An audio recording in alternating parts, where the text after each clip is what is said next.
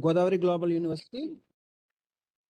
I am honored to introduce the resource person of session 12, Mr. B. Vasudev.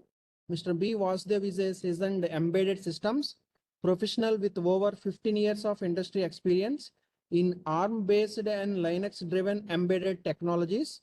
He has worked with leading multinational organizations, including LG, Wipro, and MIC Electronics, contributing extensively to product design, embedded software development, and system architecture.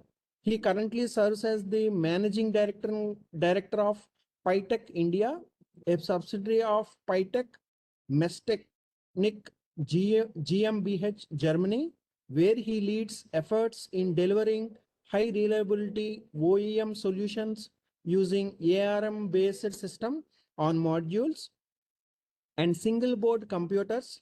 His work spans diverse industry verticals such as industrial automation, mobility and energy, medical and healthcare, and retail electronics. Apart from his industry leadership, Mr. Vasudev is an active mentor and coach for embedded developers, offering training in embedded Linux, Yocto, IoT, and Android system development.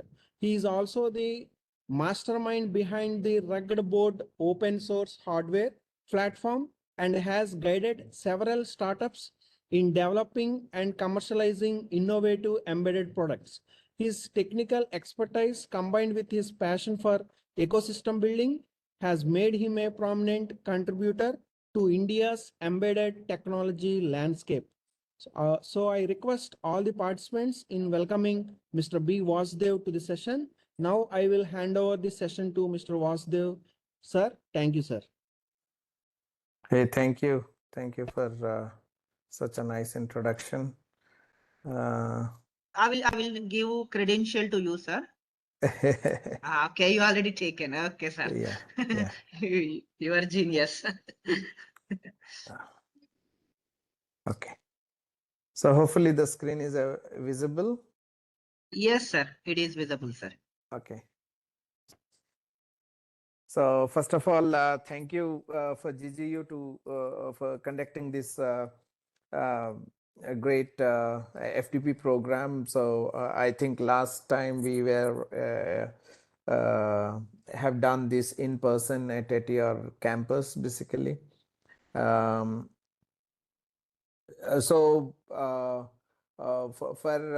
Phytec, we as we are in embedded, basically, so we might sound little bit different for the mechanical stream people. I hope most of you guys are like from mechanical stream.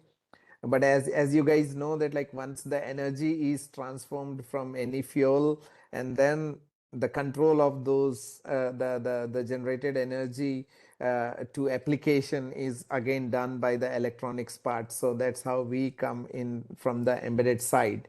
So we bring in the electronics and the software together and then control the things, and then transform it to some application, basically. So the theme of your FDP, I know that like it is a clean and green energy and hydrogen based energy fuel stuff, basically. But like again, coming back, there is a lot of things which need to be controlled, and then we will try to explore the ecosystem, how things are interconnected with each other. So there might be a lot of keywords which you might not be able to understand. Put them in a chat, and then like feel free to ask any questions. So don't be shy of asking, saying that like whether should I ask this simple question in this or not. So I believe all of us are together here to exchange the knowledge. So there is no bar of knowledge saying that like this is small or this is big. Okay. Now, first of all, I want to say sorry because I was late. Just I was on the other meeting. So, but I think now we can start. So, before we start on the topic, maybe let me take a small time to quickly explain about Phytec basically. So Phytec is a 40 years old German company where we do make these system on modules basically. So if you see, so we are a 40 years old German company and we make these system on modules. So these system on modules are nothing but core of the motherboard of any systems. So whether you take industrial, transportation, in transportation, whether you take automotive or public transport or railway or avionics basically. So these are the motherboards which goes as a control systems into transportation. So I believe transportation is the most connecting part of this session basically. Apart from that, like we also these are also used in medical, defense, and a lot of other energy sector basically, a lot of other applications. So these are the embedded computers which goes into all the systems other than your laptop, TV or mobile, right? So consumer, if you segregate, remove the consumer electronics and then jump to industrial and industrial plus, so these are the hardwares which get into these industrial and above industrial grade systems basically, right? So now coming to the first part basically. So as I told basically, so here you could see system on module, which is a core module, and you could see something like this. So these are the small 3 by 3 centimeter computers basically. So you could see over here. So this is your AI computer, which would be not more than 4 centimeter by 4 centimeter basically. And then like you have a quad core 1.8 gigahertz processor with on chip AI processor in it. So now you don't really need a internet or a cloud AI server to process your data, right? In energy sector, the data analytics would play a key role in future. So these are the computers which runs low power computers which are deployed on the edge, or if you are following the AI trends basically. So the Gen AI and then agentic AI and then like um, autonomous robotics basically, and then finally your physical AI, wherein which all these robotics and other vehicles and all those things will come. So the final layer is physical AI basically. So now when you say physical AI, you cannot really stream all the data to cloud and make a decisions or make the analysis on the cloud. So you need the processing or the AI capabilities on the device. So there where we call these as a edge AI or a physical AI systems, right? So the second one is the single board computer. So these modules are used to build a custom motherboard. So these motherboards can go into multiple applications, and there are also some OEM these things. So quickly I may run one of the PPT for you guys so that like it is easy. So it's a German company, and then we have a four subsidiaries. It's 1,000 crore company. So we started in 2012 in India, and then like after us, the China subsidiary was started. So this is our manufacturing unit in Germany, where we have 7 SMT lines, and we develop, design, manufacture all these hardwares. After COVID, you could see a good position of India internationally. So this pic was in our German office when we was inaugurating post COVID in 2002. We inaugurated this our new building, Phytec campus in Germany near Frankfurt. So coming to Phytec, as I told, like, so we are a core hardware company, but like we also do a lot of software development for these hardwares. We also manufacture these hardware, and not only that, so where I'm now, why I'm connecting to you guys is because we also help in building the resources for our market, basically. So we do share our knowledge from our work, and then we try to see that like we build a technical resources for our market, basically. So these all are like kind of services and all those things. So I just want to run on this part, right? So these are the things which you should see that like how it correlates, right? So these are the verticals, and in each vertical different products will go. So in mobility, you would see that like these are the different uh, products and inside products which will go, and then like those the motherboards and the softwares which are built by us. So medical, and then like there are retail automation stuff, basically. So now coming back to our EV charger topic. So what we have done is basically, so we have at Phytec, we are now supporting globally the EV charging companies, basically to produce to develop their EV charger with global standards. So now when I say global standards, we will go through those standards after some time, basically. So this is the EV charger motherboard where today you can realize any company who is installing similar to your petrol pumps. You see a bigger machine, right? Like, so similar to that, now you would see in there are very few, but like in future it would be more increased, basically. So inside those boxes, these are the motherboards which goes inside, and which helps in the charging.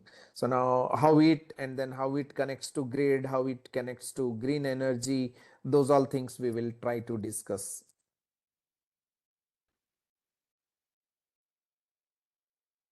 And then we also see that like how these are not designed or produced from scratch, but like using some open sources where you already have global standards available, and you are reusing, basically.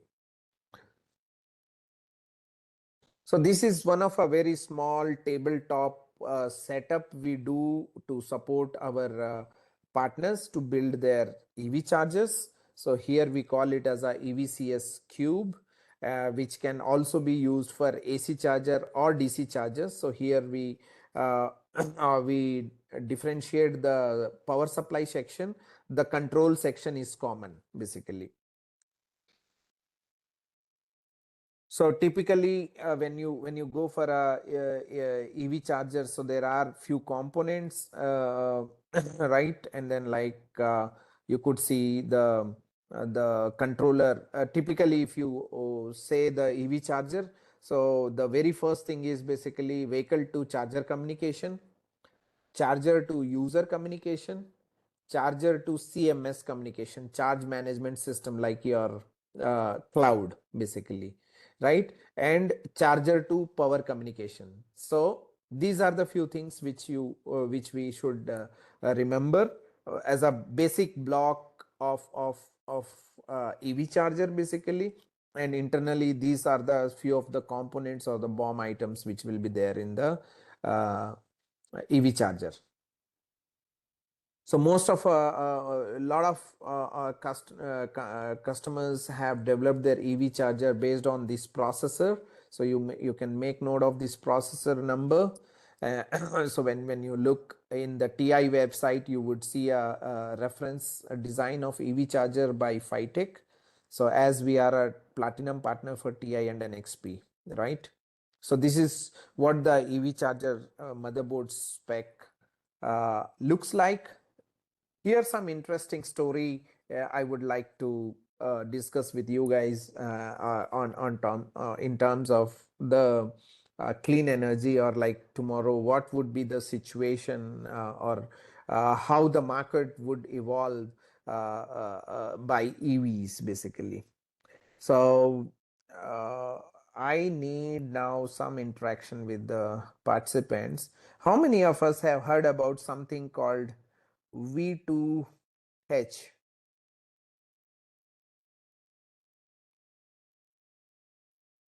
I want to see the hands to be raised. Please raise your hands.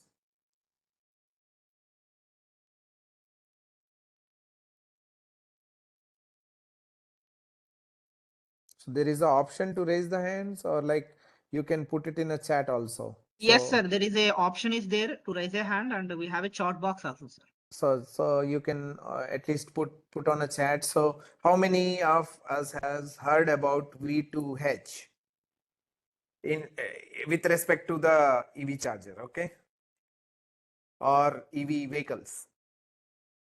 With in context of EVs, what have we heard anytime V2H?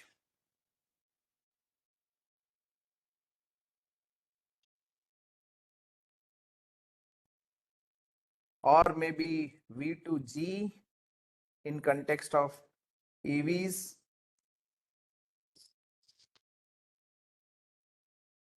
If not, yes. If someone can type no.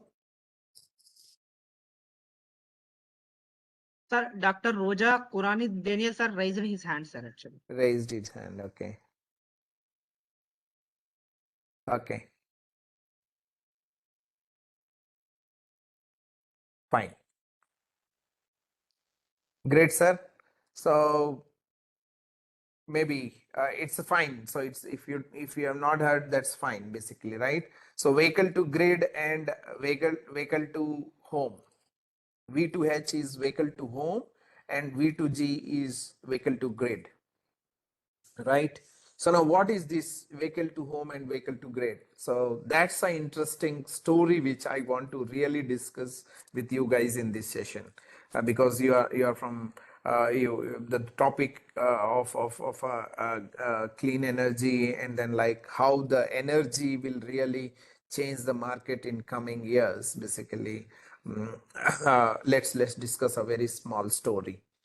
So today, when as a users, when you are buying a energy, so you have a fixed energy cost per unit, and at the month end you get a electricity bill and you are paying, right? So tomorrow you will add a electric vehicle in your at your home, and then like again it start consuming the energy, and then again you are billing. But if you really see, so the electric vehicle is not only will remain as an electric vehicle, but will also act as a energy storage device or a source of energy, right? So now what happens? So now when your car is parked in the night and then it is already charged by the main of solar energy or some green energy, clean energy at your office or somewhere else basically, and at night when you see that the car energy is not for tomorrow's drive, you really not need the full charge. So you can utilize say some 50% of your car charging capacity for your night consumption. So probably what happens is basically, so you can start utilizing your EV battery as your UPS or your car as a UPS, right? So that's where we call it as a V2H, vehicle to home. So the vehicle as an energy source now can contribute to your home energy consumption basically. And try to see some maths. Why? Now the question is, why should vehicle be used as a energy source rather a grid energy source, which is already I'm getting to my home, right? So for example, as I told, so when you have parked somewhere in a charging station where the energy is produced by solar or the energy is produced by wind. So currently we have been working with some of the proposals in different states to setting up EV charging stations where a lot of green energy will be contributing to charge these vehicles basically.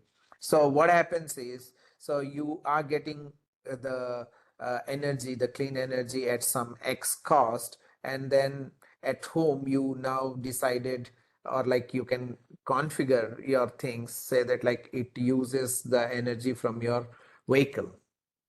So you can buy at X price and then you can utilize, you stop buying for some Y price, which is higher than the X price for charging your vehicle basically, and then now you are utilizing, right? That is one.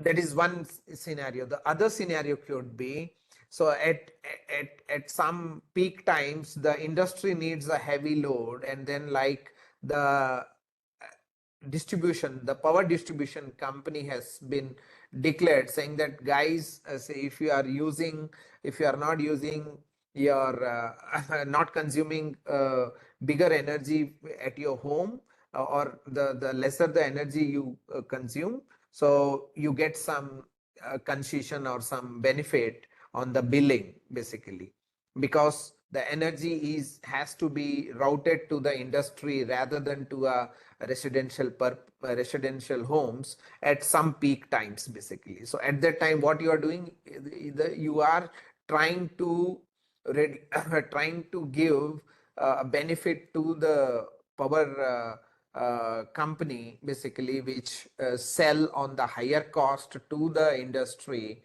which has borrowed the energy from you basically. So right, so these are the scenarios where you would see that vehicle as a energy to your home. Now this is, we were talking till home, but the other thing is also vehicle to grid. So your vehicle can also contribute or can act as a source to the grid. So it's a reverse flow. So it not only the EV is charged from the grid power, but the vehicle, your EV electric vehicle, can also give back the power to the grid basically. So think of in next 5 years or 10 years where you have the apps, where you have AI app, AI is already part of it, where it can monitor every hour or every some the peak hours, the peak time, where the energy market, the energy per unit is high or the energy per unit is low. So the system is intelligent enough to monitor when is the energy is cheap and when I can charge my car.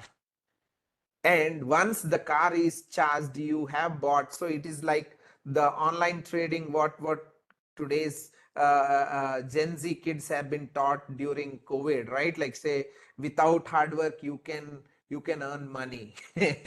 Right? So same concept if you apply over here basically. So your apps and your system are intelligent enough to understand when is the cost of the energy is low, or when you can utilize or when you can consume, and then when is the time where the energy cost is more and you don't really need the energy which you have already stored in the form in your vehicle basically, you can still sell it. So this would be a big game where in which the microgrids and smart grids and all are developed, and then like net metering is happening, right? So now coming back to this story, I would like you to see, these are the chips. So here you could see two chips are there, Lumizil. So these are called PLCs, power line communication. So these are the chips which enable this EV charger or your vehicle.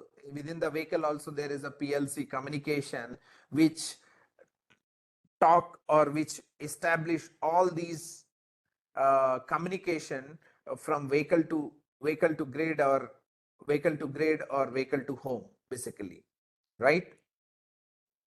So these are a couple of components again, same. So you could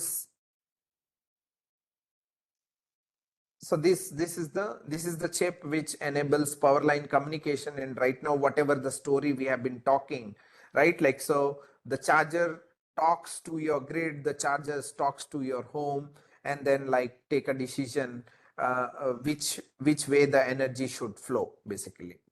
So these are more technical, little bit more technical, deep details. So I want to just run them quickly. Now go back to the second topic. So till now we have been seeing the hardware one, right? So now we see the software. So now there is a software called EVREST, which is an open source framework for EV chargers, basically. So it is again a project under Linux Foundation. So you know the Linux operating system. So similar to that Linux operating system, the maintenance or the group which maintains the Linux, basically under Linux Foundation. So this is one of the project wherein which the EV chargers worldwide define some standards and then try to see how an open source framework can be common framework can be used to develop a EV charger. So these are few blocks within the EVREST software framework, basically. So there is a central manager for your EV EV charger, basically, and then on this side you see the energy source, the power source, basically. And here you could see there is a vehicle to grid communication which is called EVSE Slack. So this is the standard which is used, and then now there are few more new standards are coming and have been adapted in the EV chargers, latest EV chargers. So these are the few blocks wherein which in the beginning, as I told,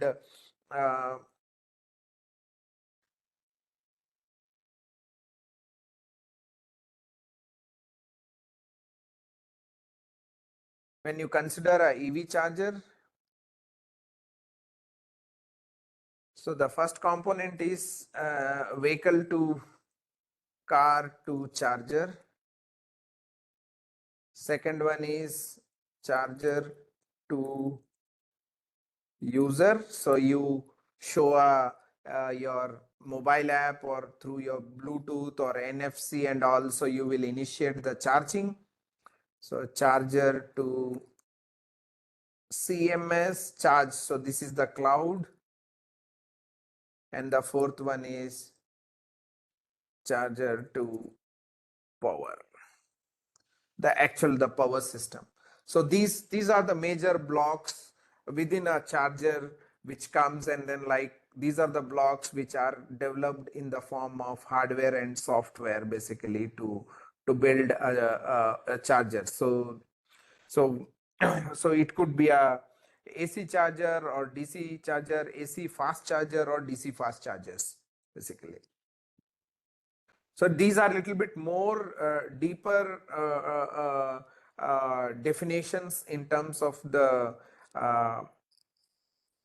components, basically, right? So some standards which we were talking about are these ISO 15118, which really takes care of the communication and authorization and validation, basically. So when you connect your car, first you need to be authorized that whether you are authorized owner of the car to charge, or like whether you have an account with a EV charging provider to buy the power or charge your car, basically, right? So these are little bit more deep technical things I might little bit run over.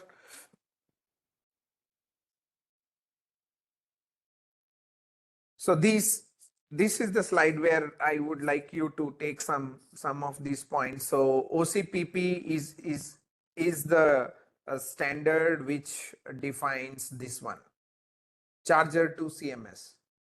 right? So most of your data or your billing, everything happens on the cloud, right? So when you today when you are using other services or other apps, basically, so most of the things are in your cloud, right?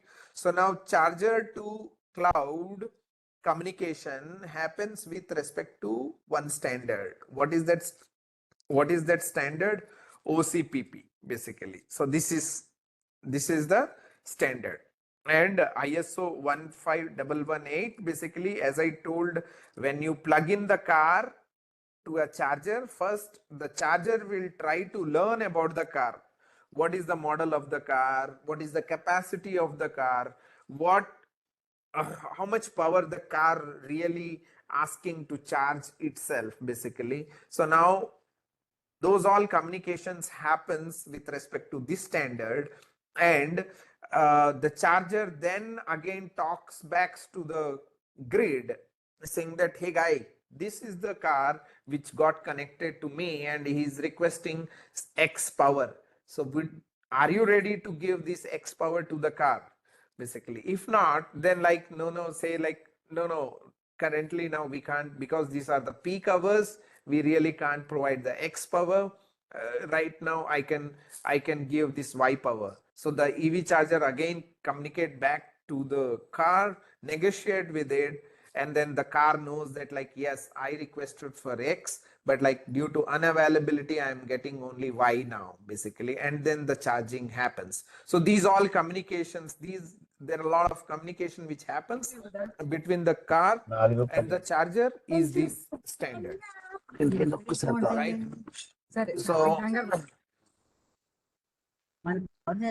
So these are few, again, a lot of standards in different layers, basically. So when we talk about a charger, there are a lot of layers again will come in terms of the communication and all. So these are this slide will give you enables you what level of standards and the protocols are used for the while doing the charging, basically. So this is little bit deep, so I will stop over here, and then probably what I want to do is basically I want to interact with you guys, and then like have some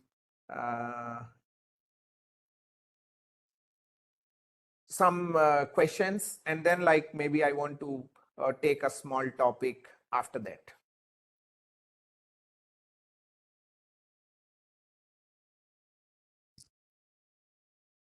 So some coordinator can take a Sir.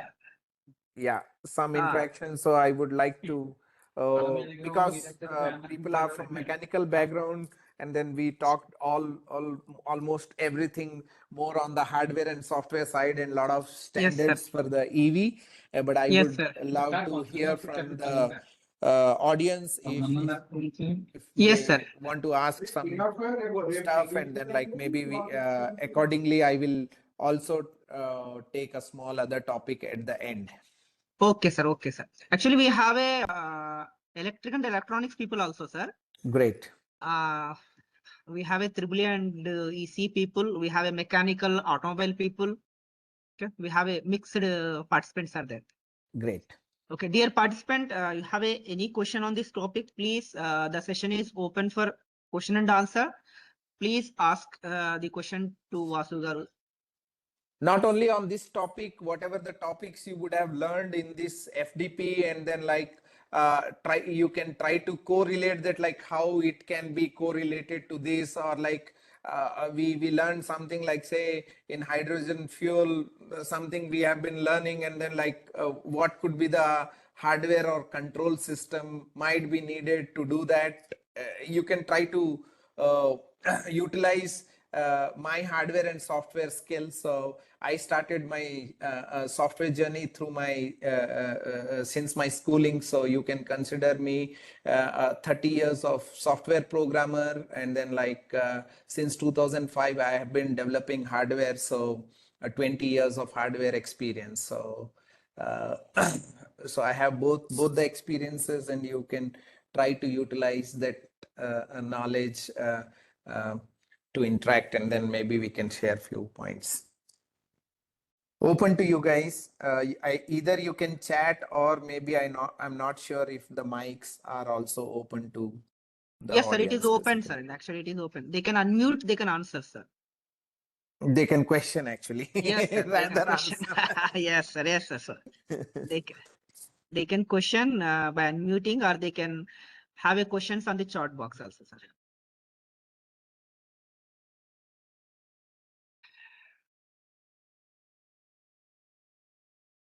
Dear participants, you have a question, please ask in the chat box, or you can unmute yourself and you can ask the Vasu Garu. He will going to answer, because we have a wonderful person here. He has both knowledge in software and hardware, so he's very helpful for your These are upcoming the research also. solutions. These are the solutions you could see on the screen that like we develop, and then we help the companies to build the products around these verticals. Not only that, like we also provide the same knowledge and accessibility to the universities, and they can access the real infrastructure which are used in industry can also be used in your college lab, basically. So all these solutions are not only available for our industry customers, but also we do provide the same solution kits. We have built a whole solution kits which are also available for innovation labs and research labs at universities, basically. Yes, sir. Yes, sir.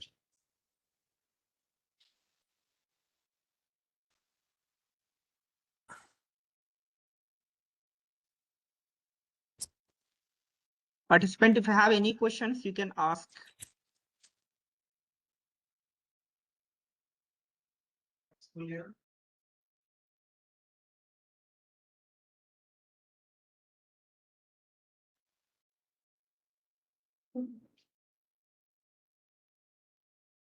Sir, I have one question, sir. Yeah. Yes, sir. You said vehicle to grid. You mentioned Yeah. something. How it is V2G. possible? Yes, sir. Yes, sir. So whether the power generated from the vehicle, it will be given to grid? No, sir. What you mentioned here. Yeah. So what Yes, sir. happens? What happens first? The communication happens, basically. Yes, sir. And then like the grid, smart grid. If you have heard about the smart grid Yes, sir. concept, right? Basically. Yes, So sir. now Yes, sir. now you can install, you can invest on solar panels, and then you can put it at your home, and then you can do net metering. So Yes, there sir. is a term called net metering. So Yes, when you sir. say net metering, basically right now the energy metering, what is happening at your home is basically, so you can, the energy is flowing from grid to home, and Yes, you sir. are paying the money for that, basically. Yes, sir. Right? Tomorrow Yes, sir. when you are producing energy at your home by the mean of solar or some other things, basically, so it is also possible that you can sell the energy which you have produced. Okay, Right? sir. So that is a Yes, net sir. metering. So the energy can flow vice versa. Yes. Now, this is the first level, which is at a smart grid, nothing related to EV, nothing Okay. related to EV, right? Yes. So what you are selling the energy which is access, or you are selling the energy which is available with you, basically. Yes, sir. Now, can you consider your electric vehicle as a source of energy when it Yes, is sir. fully charged? When Yes, it is sir. fully charged, right? Yes. So Yes, now, sir. now at some point of time, you can take a decision that like, no, I hold some energy, and now I see that like there is a good, this night, some company, because of some company running over shifts, and then like they need more energy, and the substation within your area has told, saying that like the price they have increased, or like they have said, if you give me some energy, I will buy at 2x cost. So you are buying at X cost, but Yes, the sir. energy, the distribution company is ready to buy at 2x cost, basically. Yes, sir. Right? At Yes, that sir. point of time, it is V2G. Yes, sir. So other than V2G, you can also use your electric vehicle as a UPS. Yes, sir. UPS to your home, right? That is V2H, basically. Yes, sir. Sir, I have actually what you mentioned here, but I heard from the resource person that whatever power we are generating from the solar, it is not suitable for grid transfer, sir. They mentioned some. I attended some FDPs. They mentioned in that way. So Whether it is, there are called micro inverters, basically. yes, sir. So there are called micro inverters. Basically, yes, it is the smart grid concept is recent at India, but like it is already proven in Okay, other sir. countries. Okay, sir. The quality of this inverting the energy, if it is not so good, then like it is what you are saying is correct. Yes, basically. sir. Yes, sir. Actually, I heard in FDP sessions. Yes, sir. Yeah. Sir, we have a question in the chat box, sir, actually. Great. What are the present status of V2G integration with the grid? What are the issues associated with it? Integration. So for the other countries where the energy is very high cost, basically, so they have started adapting, and the EV itself is evolving. So what V2G or V2H is we are talking is not the concept of today, but like tomorrow. Now, when I say tomorrow, it is not after 10 years. So, you know, the fast evaluation of the technology, it could be in next 1 or 2 years or something like that.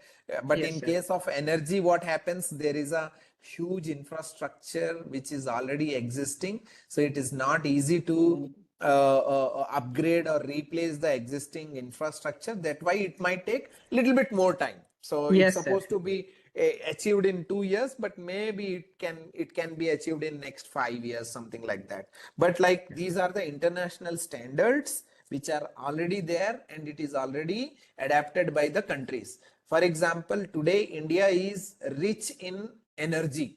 Actually, sometimes if you are not using energy at home, no, so our power distribution guys are worried because of the energy which is flowing to their station, it might destroy their devices at a substation level, basically. So that much of energy is already available at India. So at least at India right now, we are rich in energy, basically. Okay, sir.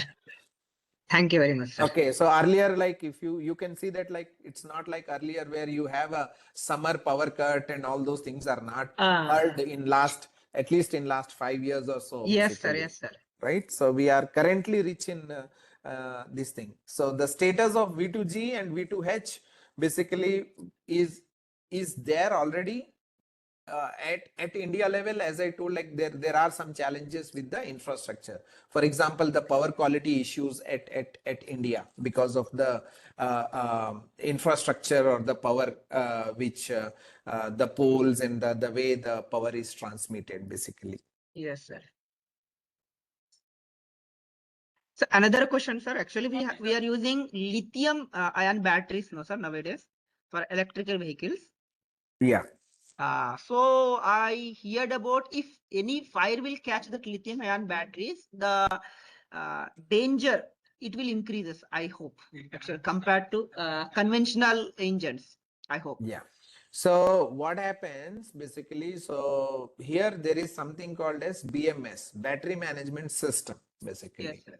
Okay. So now if you really open your car battery, those are nothing but your cells, say 3 volt cell or 4 volt cells, basically, and those are connected with each other. Okay. Yes, sir. And now what happens when you charge, these are the number of cells which has to be charged equally.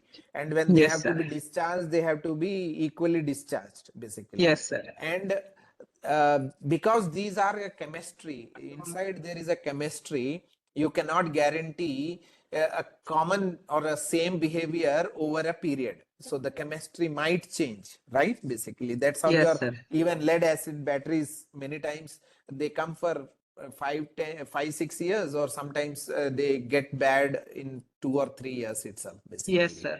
Right? So similar to that, there would be some cells which become weak within the battery pack, basically. Yes, sir. But what happens when you charge them, because of that, like it might get heat, and as a part of BMS, actually there need to be a very good temperature sensing and regulating part, basically. Not Yes, really sir. regulating, but it is actually sensing and cutting the power to the cell. So now it is Okay. something like you at your home, you have like say for your water, wastewater to flow, you have say some 6-7 pipes. Basically, one of the pipe got choked. Okay. And even though pipe is got choked, you are still using that and putting the water in that pipe. Basically, what happens? The water will flow back. Basically, Okay, right? sir. So Yes, similar sir. to that, what happens? This is the thermal disturbance happens, and because of thermal disturbance, these fires, accidents, and all happens basically. But like there is a rapid technology growth happening with respect to BMS, battery management systems. What is the current trend now? It is happening with the batteries, sir. Whether it is thermal It's there. management system.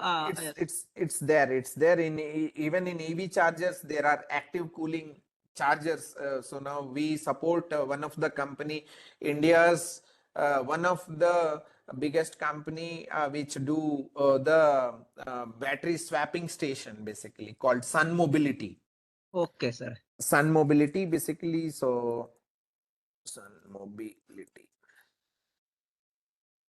So this is one of the company who do the biggest or the first company in India who do the swapping station, basically.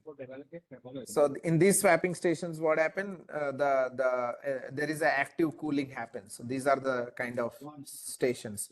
These are the stations for bigger one, like cars and buses and trucks, basically. Okay, So sir. heavy vehicles. Okay, sir. So there is a huge cooling mechanisms, basically. Yes, sir. Because I'm from the thermal, so I'm most interested in thermal management system. Yeah. There is a huge Yes, need. sir. There is a huge need. You can read about cooling systems. So because we are supporting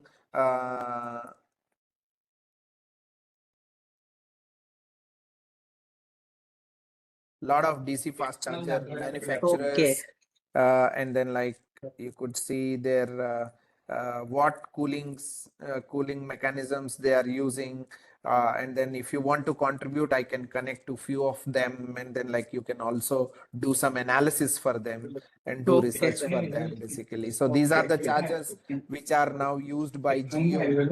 So there are more than 150 chargers which are already have been installed by Jio, basically. Jio has got DP. Okay, sir. Okay, so we have another question in the chat box, sir. Yeah. In normal cars, we use ECM board. Is there any ECM board in EV? Is there any similarity? In chat box, they are asking. Yeah.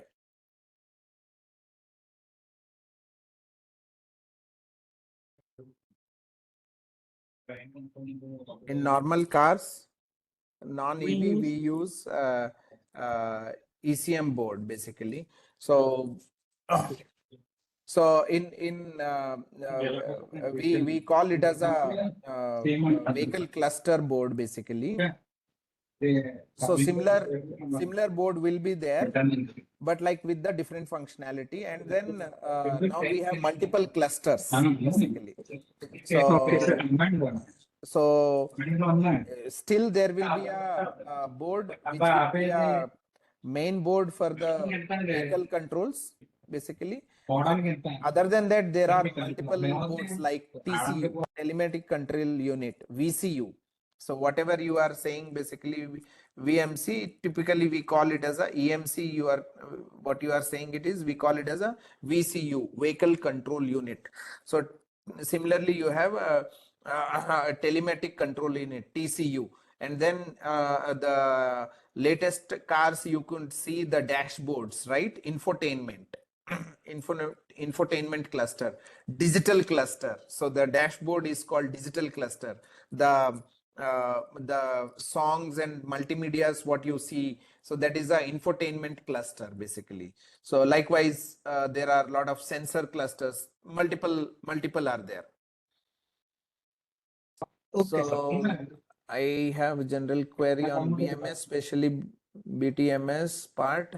I was thinking we can redesign BMS for thermal management of batteries in such a way that we rely alone on temperature sensing from the cell that are showing some, rather relying on data from the current temperature voltage sensor. And they, so see, typically there is a temperature sensor, there is a thermal pad, which is currently it's not a very optimal one. So they typically, to reduce the cost, what they do, they run a one whole belt basically, and then they try to do the thermal analysis. Many times it is not accurate to say which cell is gone, but like there are a lot of developments happening on. So at least when I saw very last year with some battery pack guys, and also I was not so really happy, because what they would do is they will do for one array, not for a complete one, but like at least for array, because there will be a lot of cells will be there. For individual cells it is really difficult to sense. So the people, what they do is they take a small strip, and then like on the strip analysis they do. So and which is kind of near to accurate, but not 100% accurate basically. But as you say, like there is a lot of development and research enhancements are really happening on part of BMS basically, for the thermal things. And there is a lot of chemistry research is also happening basically. Sir, good evening, sir. Yeah. Sir, I was asking about this BTMS part. I have just one more query. Is there any mechanism, sir, by which we can isolate a particular cell in the module that is starting to have a failure? For example, it starts from typically that's what. So there is. So what happens in the BMS? You can cut that cell basically. So the power to that cell. So you will isolate. Sir, is it that particular cell, or is it to that strip of cells? To the Right connected now, entire... it is the limitation is that strip. Right now. Right, To be sir. frankly. Thank you, sir. Thank you, sir. Thank you. Yeah. Dear participants, if you have any questions, please. So I would recommend, if you don't have questions, still you can go through these this page, one of the page which I was displaying, this one, and then you would find some questions, because what we are doing, whatever the solutions we are providing for the industry, same solution setup, tabletop setup, we are enabling it to be available for the academia. So you need a EV charger, running EV charger, the industrial grade EV charger, the motherboard which I have shown, that will be available in a box. If you need a smart energy metering, so now 20 crore smart energy meters will be deployed in next by 2030. That's the real target of in India, right, by the government basically. So they need to be replaced from digital energy meter to smart energy meter basically. So that is still so the whole of the setup is available now. You can learn how those things, and then like we have done a small project for agri basically, so where we have deployed real-time sensors to get the data, and the agriculture university started doing data analysis and then suggesting the farmers for the right inputs to save the things. So this is one of the Pollachi coconut farm where the coconut trees, more than 10 lakh coconuts trees are already affected, and then like 1 lakh coconut trees have been cutted basically. So where we have installed real-time sensors and giving the data to the Tamil Nadu Agriculture University where they're doing research on the real-time data. So the system, the beauty is basically the system remains common. So we have majorly three components. One is the sensor, which will do the sensing, sense controller basically. So to this sense controller, you can, if you are going for agriculture, you can use agriculture sensor. If you are going for digital factories, you can use the digital factory sensors like accelerometers and temperature, industrial temperature sensors and all. If you are going for a like say aqua business basically, so I think the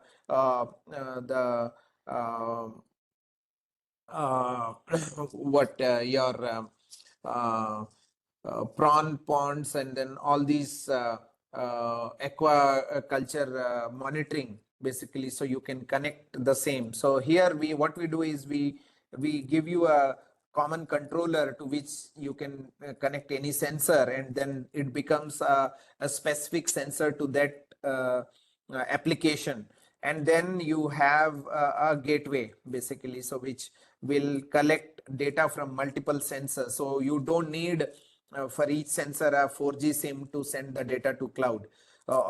So this is the gateway which will connect over a sub-gig 868 megahertz frequency with mesh network to hundreds of sensors, and then this gateway will send the data to the cloud. So this is again an open source cloud where we can set up in your college and we can do a real-time data capturing. So you can give it to your data science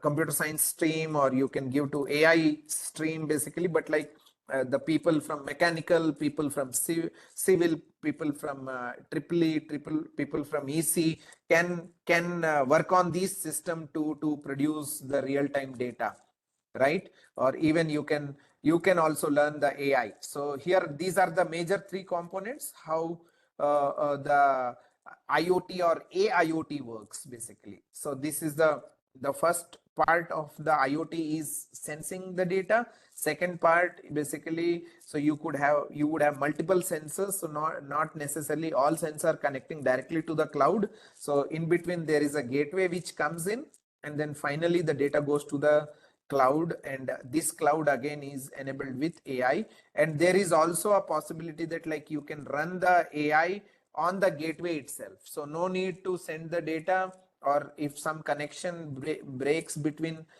this gateway to the cloud, no problem, this gateway itself can make a decisions and then process the data. So don't limit yourself, just see this page, phytecembedded.in. Maybe I will share you in this. So please copy this and keep with you. So this is available for both industry as well as to the academia. So we are happy to support.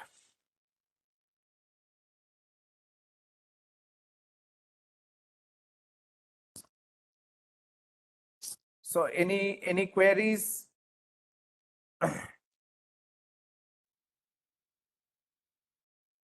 Dear participants, if you have any queries, please ask.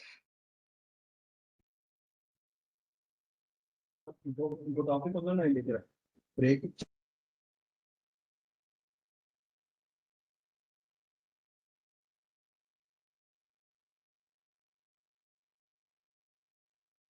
this is what the IoT architecture which I have spoken just now. So there will be a sensors with mesh networks basically, which will connect to the gateway and connect to the cloud basically. So, and this generic IoT framework or architecture you can apply to any field, whether it is a transportation or medical or industrial automation, industry 4.0 and industry 5.0. So these all things remains common basically.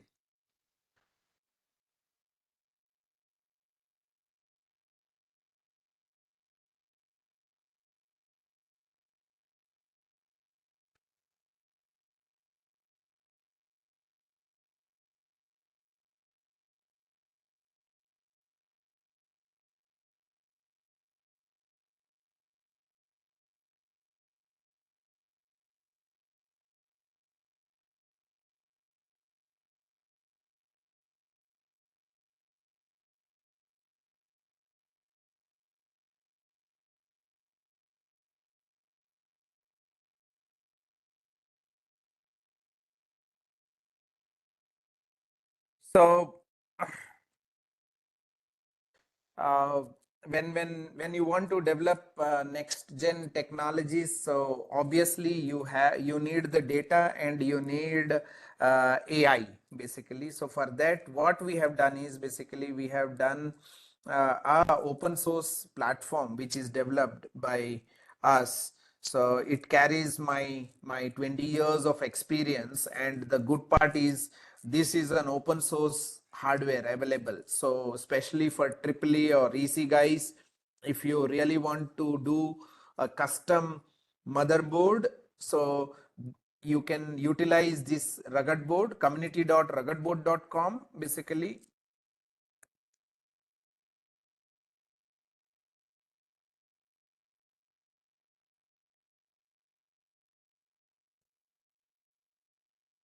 So you can use this open source design, and then you can develop a industrial grade motherboard for your application. So this is my journey. So 2005, I started my embedded journey after my MSc electronics. 2009, I built my first motherboard, and 2019 being a part of Phytec. So we built this final version of the motherboard and we made it open source.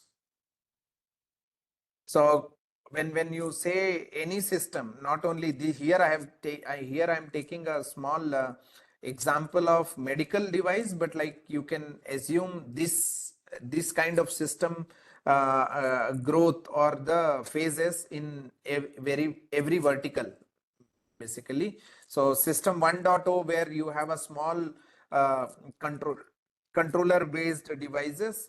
The second is the smart, and the third one is the AI basically, or intelligent. So you have three phases. One, the classic, the second one smart, and the third one is intelligent. So what is classic? So you are automating the basic automation you are doing, or the basic the data you are processing, right? So here what you are doing, along with the data processing, you are also transmitting it to the cloud, and you are making it more data sharing. Coming to the third generation, it's not only data sharing, but also now you are able to identify the pattern of the data. You are able to run the AI models, right? So for example, here you only see the heart rate. Now here you can see the graph of the heart rate basically, where here you need a mobile to see this, but here you can see within the watch, you can see the graph of whole 1 week or like that. But here not only the data, but here the AI, since because this third generation comes with the AI, so it can tell for example, I morning I started for my jogging basically, and then like this watch this watch itself is telling Vasu, yesterday you had a late night sleep, and then you had a junk food at your office, so it's not good for you to jog for a more time basically, right? So on on instantaneously, it is processing the data on the device itself and giving you the feedback basically. So it's how these the classic system or digital system, smart system and intelligent system. So this is how the systems are evolving.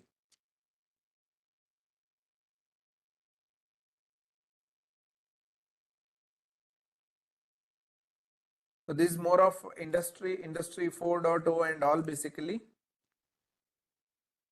So in order to realize any kind of these systems, so already what we have done is we have given a lot of open source references and YouTube channel also you can go, where in which you can learn how to develop the hardware and software for these kind of systems.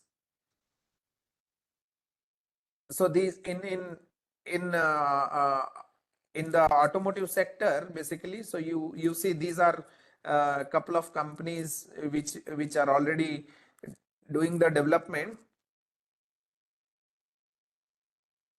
but these are the systems. You can see that e-bike and then like here there is a complete vehicle management system, vehicle diagnostic system when your car goes to a garage basically. So this port is called OBD, onboard diagnostic port basically. And then we discussed about the EV charger, and then now we are in a era of autonomous vehicles, right? So a lot of you are seeing buzzing, like a lot of developments are happening, self-driving cars and all those things basically.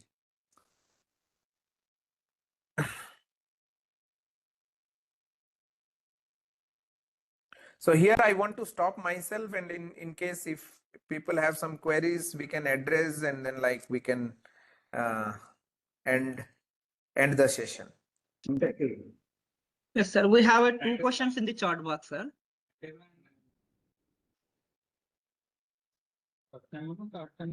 Sir, which standard cables are suitable for EV chargers and how they are reliable than the normal cables? So now when you say cables, I hope it is for charging. So in charging, for charging basically there are different standards. There are different standards basically. CCS is one of the standard where you have a PP signal, CP signal and PE signal other than your power signal basically. So these are a high current rating cables, but like within that cables not all the 5 pins, right? So I can show you.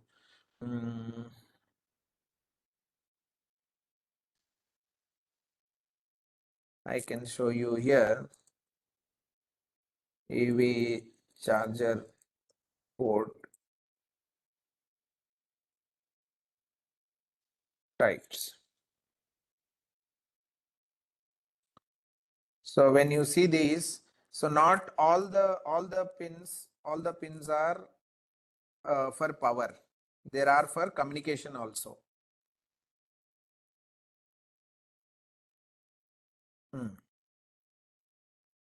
So here you see, so control pilot CP, proximity pilot, and then P.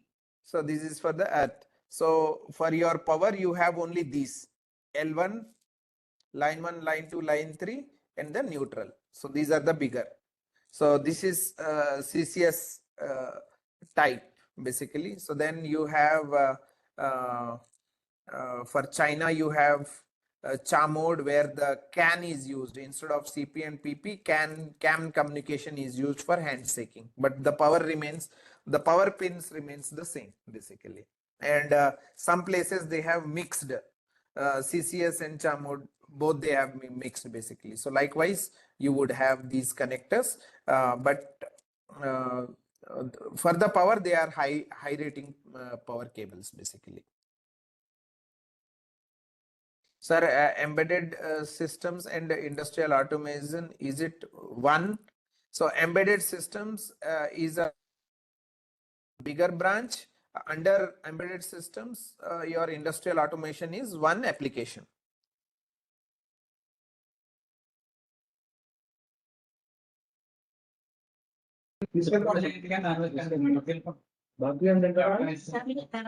Embedded systems you can consider as a superset, industrial automation is a subset.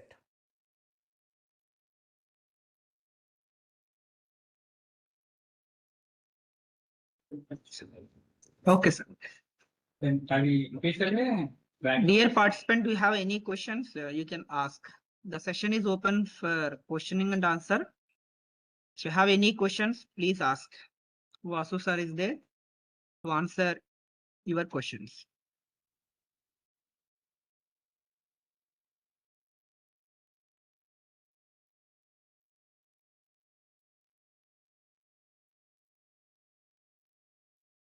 Dear participants, if you have any questions, please ask. You can mention in the chat box, or you can unmute yourself and you can ask Vasu sir, and he will going to answer your questions. So digital factory would be one of the biggest revolution again. So similar to smart cities, basically. So 3 days back, I was in IIIT Hyderabad, where we have smart city living campus.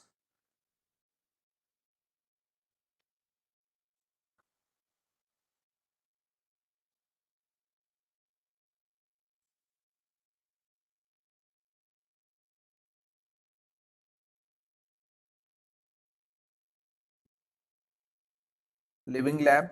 So here it's the same technology what you see over here, the sensor nodes, and then the gateway and the cloud. It's the same technology which has been adopted over here. So now we are partner with Scilabs, and then we are also now joining hands with IIIT Hyderabad for what they have done in campus. Now they are getting projects for getting some smart villages and smart villages. So where we will be helping them to manufacture the sensors and doing the mass scale production, basically. Okay. So if you guys want to work on similar smart village or smart campus or some such kind of projects, so you can take this as a reference. Okay. And then the technology what we have been speaking, what I have talked is available. Okay.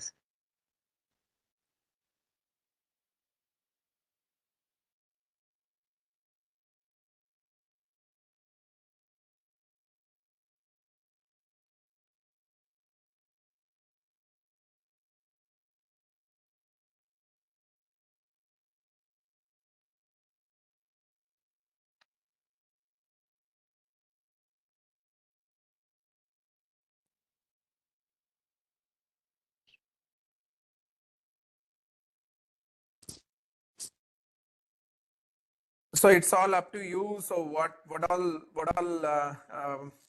research and projects you want to develop. So we would be happy to support. My team is very active in not only supporting industries, but also we do contribute a lot of academia activities. Okay. Sir, we have another question in the chat box, sir. Sir, why IoT is preferred instead embedded? So IoT is a subset of embedded. Again, it's not Yes, sir. IoT. IoT is not something new. For doing IoT, IoT is an application, right? Like where the systems got connected, the data, you have the data story, but to bring in the data story, you need an embedded systems. Yes, sir. Okay, so IoT is a subset of embedded. Yes, sir. Physical AI is a subset of embedded again. Okay, sir. So tomorrow when you see your car driving him without driver, or drones are flying or by themselves without remote control. So these all are like, those are the technologies, but embedded systems is the top one because hardware and software is there.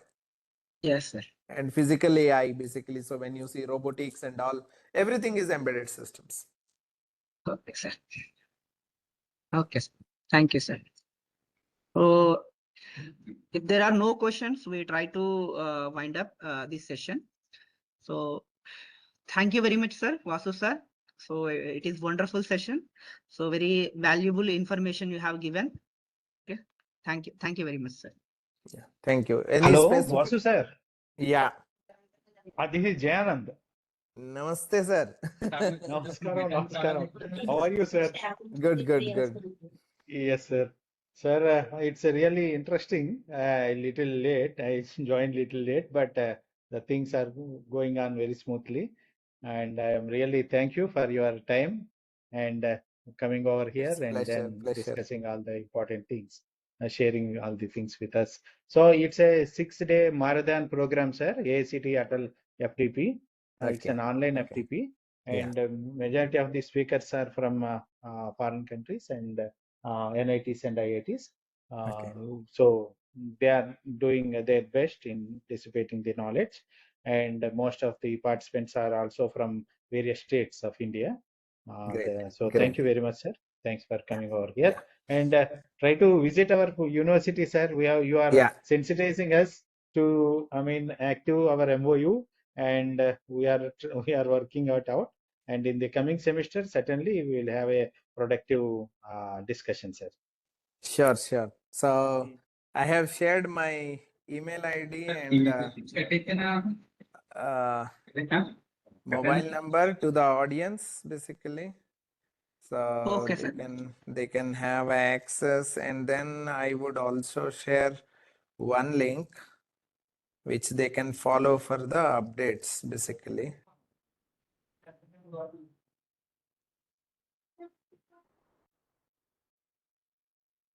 Name, sir? Sir. Yes, sir. If there are no other questions from any of the participants, then Yes. We will can go to move. session 13, sir, then. Session 13. Arre baap re. Yes, sir. Yes, sir. Srikanth sir already here there. Okay. Great. So thank you all. And then it's just a beginning. Consider it as a beginning, and then Yes, sir. Yes, I sir. would be happy to support in any way Phytec, myself and Phytec team would be able to help you guys.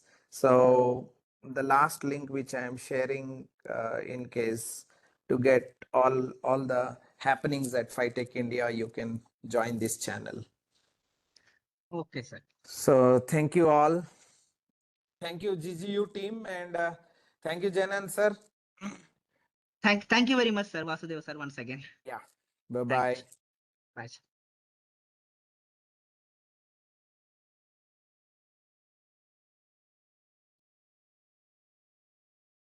Srikanth sir.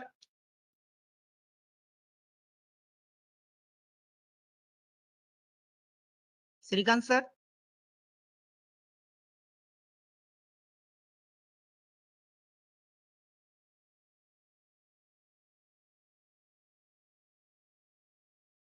Dear participant, wait for 5 minutes. The resource person will going to join.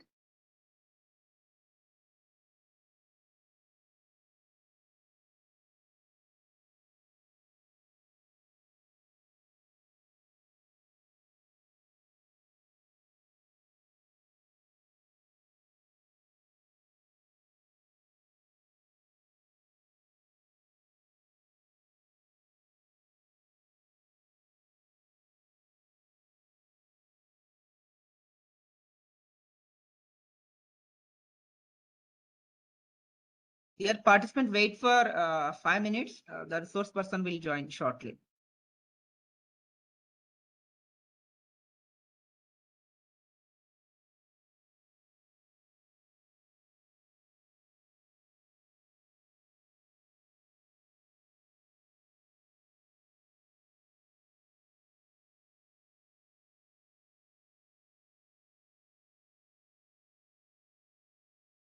Oh.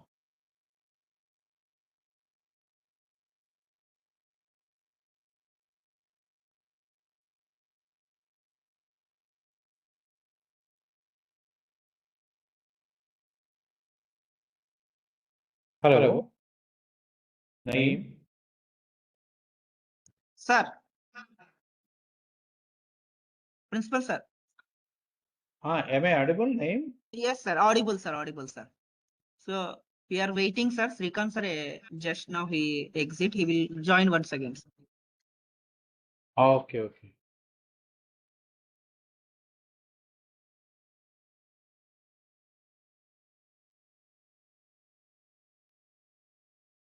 Hello? Sir.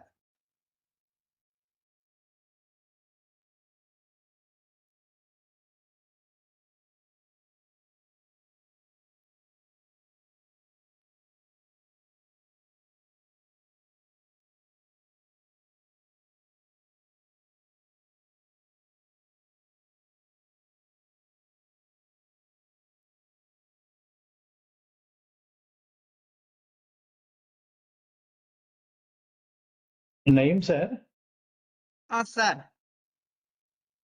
Still a few, another one more session is there, or we can Yes, sir. Another session is there, sir. Last session is there, sir. We are waiting for resource person. Yes, Srikanth, sir, sir. Okay. Srikanth, okay. That's the Yes, last sir. session. Yes, sir. Last session, sir. Okay. Srikanth, sir, I'm audible now, sir. He just landed. Yeah, I just joined, sir. I Yes, just sir. joined. Yes, sir. Yes, sir. Welcome to the 6 days of AICTE ATAL Online Faculty Development Program, sir. Okay. Okay, I will try to introduce you, sir. Then I will hand over to you. Surely, sir. That's fine.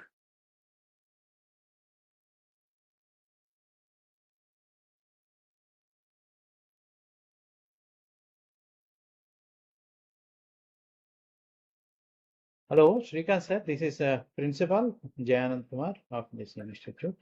We have been associated with you for a long time. Yeah, that's true. That is true, sir. Yeah. Yes, yes. So, thank you, sir. Thanks for accepting our invitation to be one of the resource persons for this 6-day ATAL FDP. It's a purely online mode, sir, and the topic, whatever our department opted is clean mobility revolution and electric and hydrogen powered vehicles. And most of the resource persons contributed their content, even from US, Canada, and UK, and IITs and NITs. That's just for you, just to brief you. In the meanwhile, Naeem sir will be ready to introduce. Naeem sir, are you ready? Yes, sir. Ready, sir. So I request Naeem sir to introduce our resource person, Srikanth, who is working for, sir, right now you are working for? Costco, sir. Costco Wholesale. As an operational supervisor for Costco. Great, great. Okay, Naeem sir, please introduce sir. our resource person. Yes, in the sir. main. So I'm delighted to introduce the resource person of the session 13, Mr. A. Srikanth. Mr. A. Srikanth is an academic and industry professional with expertise spanning automotive control system, functional safety, international business management, and mechanical engineering. He holds dual master's degree and MSc in international business management from Coventry University, UK, and a MSc in mechanical engineering from Lawrence Technology University, Michigan, along with the bachelor degree in the mechanical engineering and diplomas in cybersecurity and public relations. He actively involving various board of studies of higher educational institutions as industry expert and is also serving as a professor of practice at various universities, contributing to curriculum development, academic mentoring, and industry integration learning. He is currently working as a operations supervisor at Costco Wholesale UK, demonstrating strong leadership, operations, management, and team coordination skills. His earlier roles across the nation include automotive control system, HL simulation, engine modeling, CAN communication, and ISO 26262 functional safety at LHP Engineering Solutions in the USA. Mr. Srikanth has published multiple international technical papers in robotics, manufacturing system, and automotive engineering, and has been recognized with a Best Research Paper Award at the Mechanical National Symposium. His broad exposure across academia, industry, automotive engineering, and international operations allow him to bring a unique interdisciplinary and global perspective, teaching, research, and professional development initiative. We welcome you, sir, Mr. Srikanth, sir. Now this session is all yours, sir. Thank you, sir. Thank you so much. I will share, I will transfer. Screen share. Okay. Yes, sir. Yes.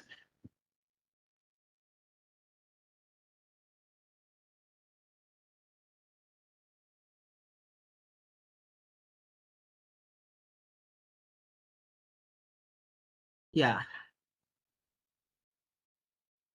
Yes, sir. Is that visible, sir? Yes, sir. Yes, sir. Visible, sir.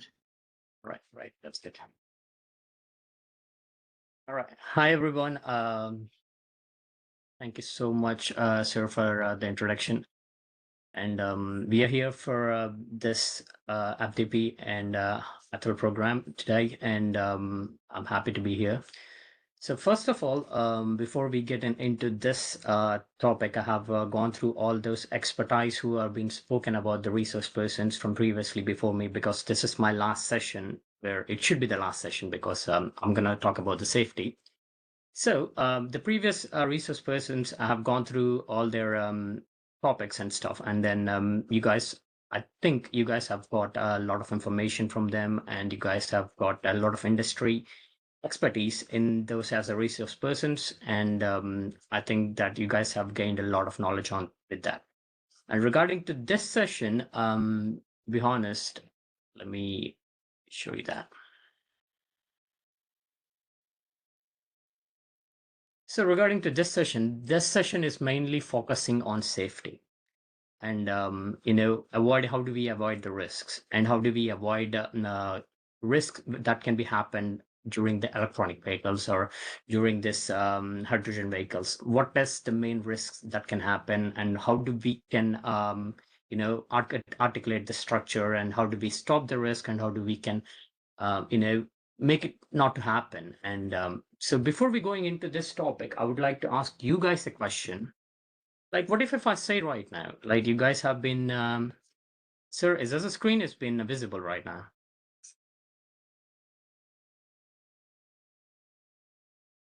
Sir, can anyone confirm me that if the screen was being visible or not? Yes, sir, it is visible. All right, sure, that sounds good. All right, so what if I say right now that you guys are been sitting on a time bomb right now, and that can be exploded at any time of during the frame of your journey, or during the frame of any time that can be sitting it on an idle. So do you guys still travel? Do you guys still interested in traveling on sitting on a time bomb? So this is what my question is. Like, an EV can explode it in a higher range that where you cannot be avoidable. So I'm going to ask you 3 questions right now. So keep it into your hold until the break comes in, and we're going to be discussing about by the end of the session of all these 3 questions, right? So the first question is about the time bomb, and the second question is, so the second question is, are EVs safer? Are really the EVs are safer? Or what about the hydrogen fuel cell vehicles? Are they safe? Or how do we charge an EV when it's completely rainy? Like, you guys have rainy conditions recently, right? In India, there have been a lot of rains has been happening because of the seasonal thing. So how do you charge these EVs when it is completely raining? Or do we have to switch back to the IC engines? So how do we have to work with this? So my second question is about, are EVs safer, or hydrogen fuel cells are safer, or do we have to switch back to the internal combustion engines? So which is the safest environment, and how do we going to be defining ourselves, which is going to be safest for the future, right? And coming back, how much infrastructure does we have in India that to talk about these hydrogen fuel cell vehicles or EV vehicles?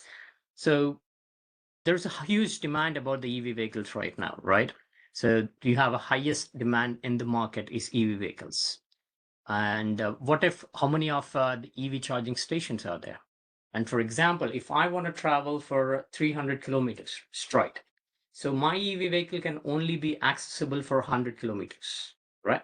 So what if after the 100 kilometers, how do I have to travel from that other 100 kilometers? Okay, let's talk about the internal combustion engine. So I go to a gas station or a fuel station and fuel it itself, and then complete my journey, right? So coming to the internal combustion engines. So what about the EV vehicles? How many EV stations are available right now in India? And how many of them are currently working? And if we talking about the future is about the hydrogen vehicles, so hydrogen fuel cell vehicles, how many of them we have currently having the holding of the stations where it can be refueled, right? So these are the three questions, are my main questions. Hold those questions if you have answers. And we're going to talk about these questions in the middle of the session or after the break. Yeah. So I don't want to speak about a complete architecture of EV vehicles right now. Yeah. So because the EV vehicles are completely, you already know about the complete architecture. You know the complete architecture of an hydrogen fuel cell vehicles because the my previous resource persons has been describing about EV vehicles and fuel cell vehicles. So I don't want to give you very basics of an electric vehicles, but I'm just going to go through the functional safety and how does that works and what are the main futuristic transformations about the future. Yeah. So coming to the EV vehicles or any vehicles in the market of the four-wheelers or two-wheelers, whereas it's coming to the OEMs. So hard hit here. Let me stop. Yeah. So coming to here, if you look at the OEMs, so currently in the market, the highest range of OEM has been delivered by Tata Motors. So this was the first highest in the manufacturing industry of OEM. So coming to the second highest is an MG Motors of the current trends, and the third highest is Mahindra & Mahindra. So these three automotive giants are taking the highest level of OEMs right now, right? So I have clearly mentioned the data, how many units have been delivered for each year and how many units they've been sold out this year, and I have clearly mentioned in this complete structure. If you want to go through it, you can go through that. Right. Let's get back into the main topic of our today's, which is safety, right? So before we going into the safety, or before we going into the core concept of functional safety, or a core concept of this two-wheelers and four-wheelers of EVs or fuel cell vehicles, I would like to explain you guys a brief thing. Let me get that. Or I would like to explain you guys a brief thing. So I know that most of you guys are from different backgrounds, right? So I think this is a very basic thing that which you guys have learned in intermediate, or which is a basic thing which many of the faculties have been gone through every single day. So the first thing before we going into the control systems of an automotive engineering, we need to know about two things. One is open loop control system, and next one is closed loop control system.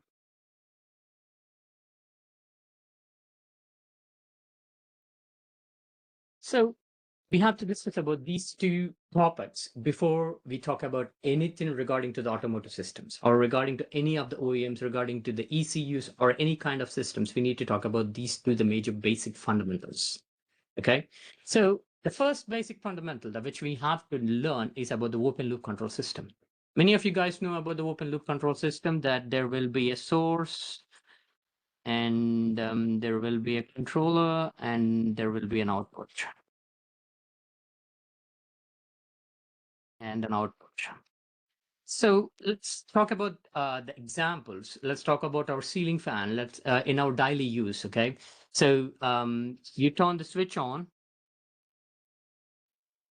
the electricity passes through, and you have a controller there that can be like how much speed that you want to maintain the fan in. For example, there that which we call it as a regulator or whatever it is. So whatever you guys call it in your terms. So we call it as a regulator, and the output is fan spinning and air, right? So there is no medium of, feedback signals. There is no medium. It's just an open loop circuit, right? So there is a source, which we call it as an electricity, and there is a regulator which regulates the fan speeds, and there is an output that which comes out. It is called as an air, where the fan spins at an RPM, right? So that's what a better example for an open loop control system. And coming to the closed loop control system, we call it, sorry. So coming to closed loop control system, let's take an example as an air conditioner. First of all, before we get back going into an example, let me explain you the same thing again. So there will be a source, and there will be a controller, and there will be an output again, the same as open loop control system. But the only thing which will be added here is called as feedback.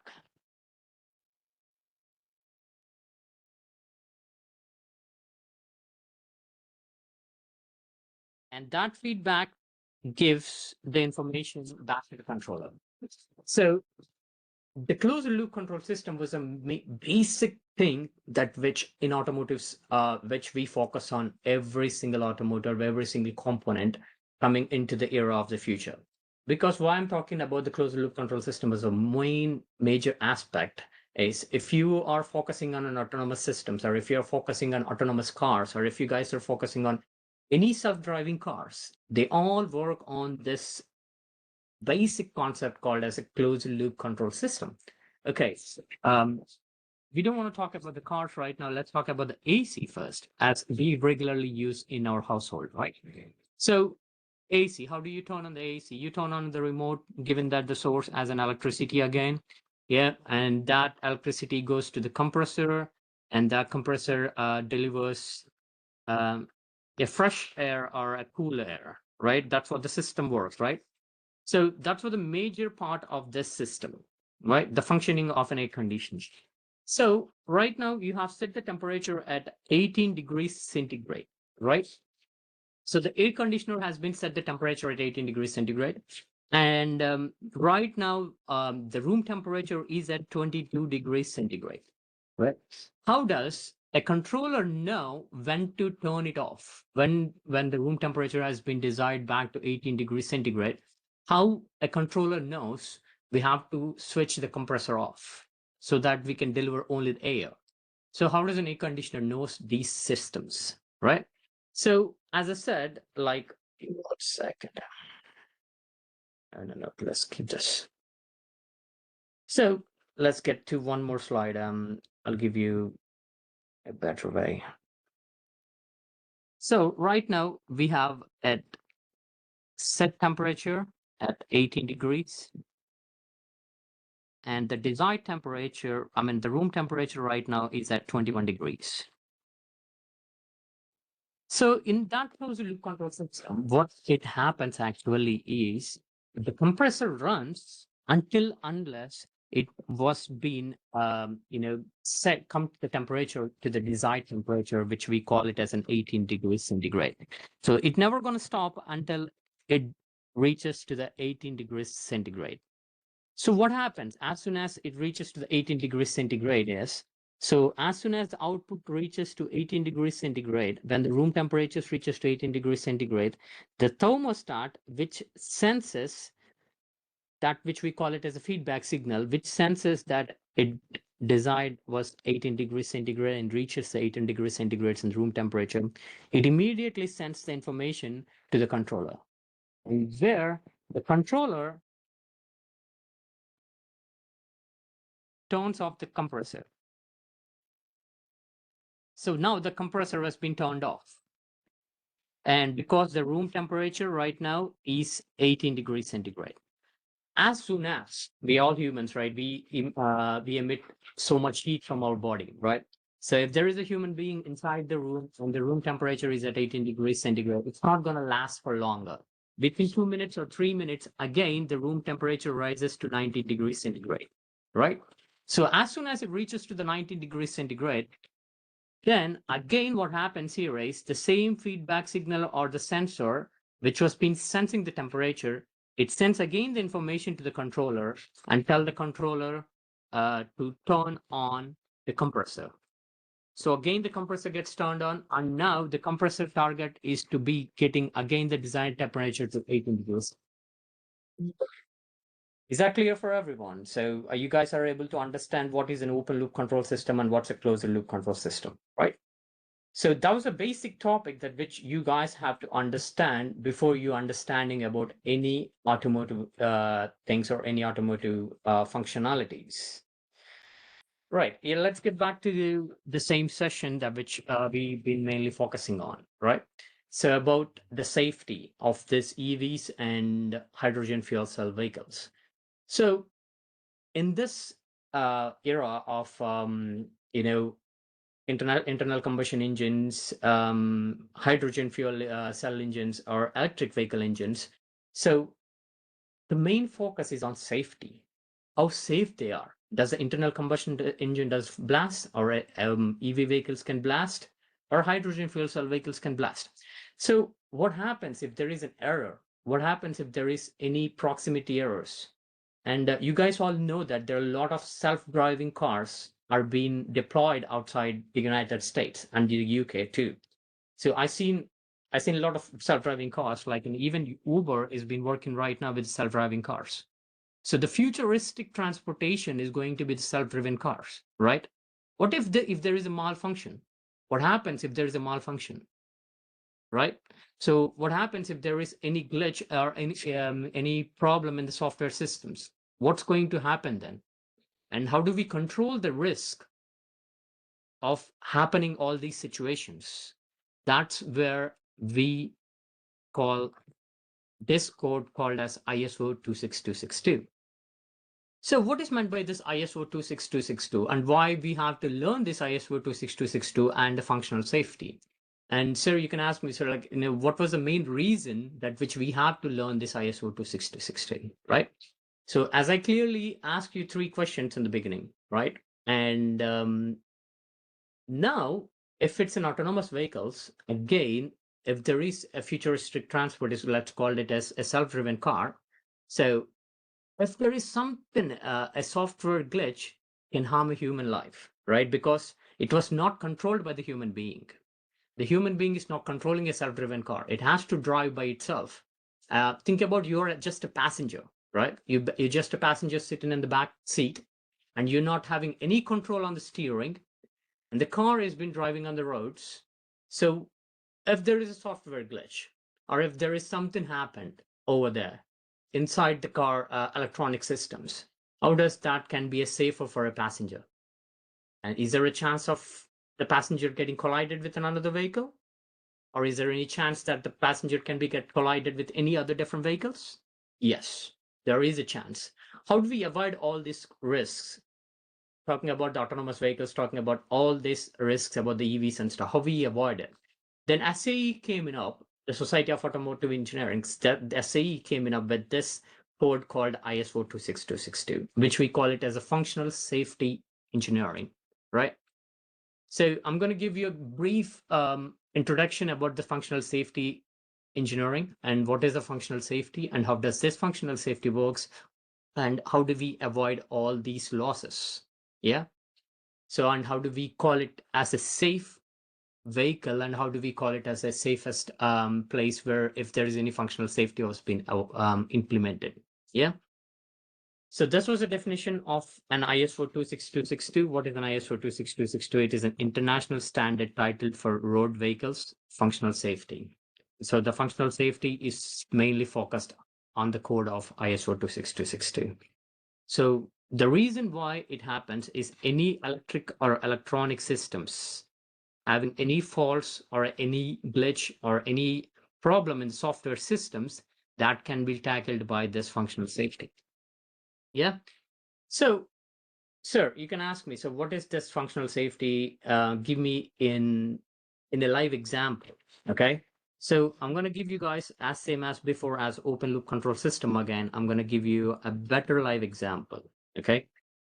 So you guys already know this, right? So there will be a rail track. So this is a rail track. Okay. So you're driving a car. So there is no barriers, no gate, like to close or open. And there is no person standing to guide you when there is a rail coming. Okay. So there is, let's call it as a Vande Bharat. So Vande Bharat is been traveling on this track for 160 kilometers per hour. And right at the same time, you're crossing the rail track. Okay. So you have to cross this rail track. And you haven't seen this Vande Bharat come in at 160 kilometers per hour. And you try to cross this track. What happens? What happens when you try to cross it? There will be a chances of an accident. It's a chances of an accident. So the chances of an accident can be happened, right? So how do you avoid these chances of this accident? So by building a flyover here so that you can avoid it, or if you can build a barriers, so that which we call it as a rail gates, which we have to put a barriers, we put a signal here saying that, hey, the gate is going to close, the train has been approaching, right? So all basic things that which we call it as avoidable accidents, right? So those avoidable accidents can be avoided by using some functions of a human being, right? So just by using an instrument called as a railgate, a barrier, or whatever it is you guys call it as, right? That which we call it as an intrinsic safety, right? And whereas coming to the functional safety, it's completely different. Whereas, I'll tell you the difference between both of these. Yeah. So as I clearly mentioned about that rail track just before, putting up a barrier, right? So instead of for that safety, there is a flyover has been built on the top of the rail track, and you can pass the flyover easily, right? Without any hazards, without any problems, you can pass the flyover. So this safety is called as an intrinsic safety. And coming to the functional safety, how does it works? For the same example, right? So for the functional safety, as I said, there is a rail track and there is a barrier here where it stops the upcoming traffic. And there will be a sensor at the station which detects the train. And there will be another sensor, there will be another sensor here which detects the train when it leaves. Okay, the train has been approaching from this side and the train has been leaving from this side. As soon as the train approaches the sensor, immediately the sensor detects the train and immediately it informs the gate person and the gate barriers gets closed and there will be a signal will be raised called red, right? As soon as the train leaves the desired place, immediately the barriers rise up and then you can leave through this rail track, right? That's how it works right now. So what if these sensors fail? So let's say these two sensors got failed. What happened? So now the person, whoever has been operating this gate or whoever is, if it's going to be a futuristically called as an autonomous gate, like it stops actually when the train comes and it raises when the train goes, right? So what if these two sensors got failed? And what happens then? The the barriers won't shut and the traffic keep flowing through the rail track. And as soon as the train comes in, there might be a chance of a collision, right? So to avoid all this, we implemented a functional safety. That's where an SAE implemented so-called as functional safety. So what does this functional safety does? So immediately there will be a second sensor which diagnose the problem and take immediate measures. So for that critical incident, at this critical incident, to avoid that critical incident, there will be a second sensor placed at the same place where this sensor is. And as soon as this sensor does not detect the train, immediately the second sensor activates and it closes the barriers, and they're never going to open unless this sensor got fixed. Yeah. So the main thing here is to save the people's life, right? That's how it works.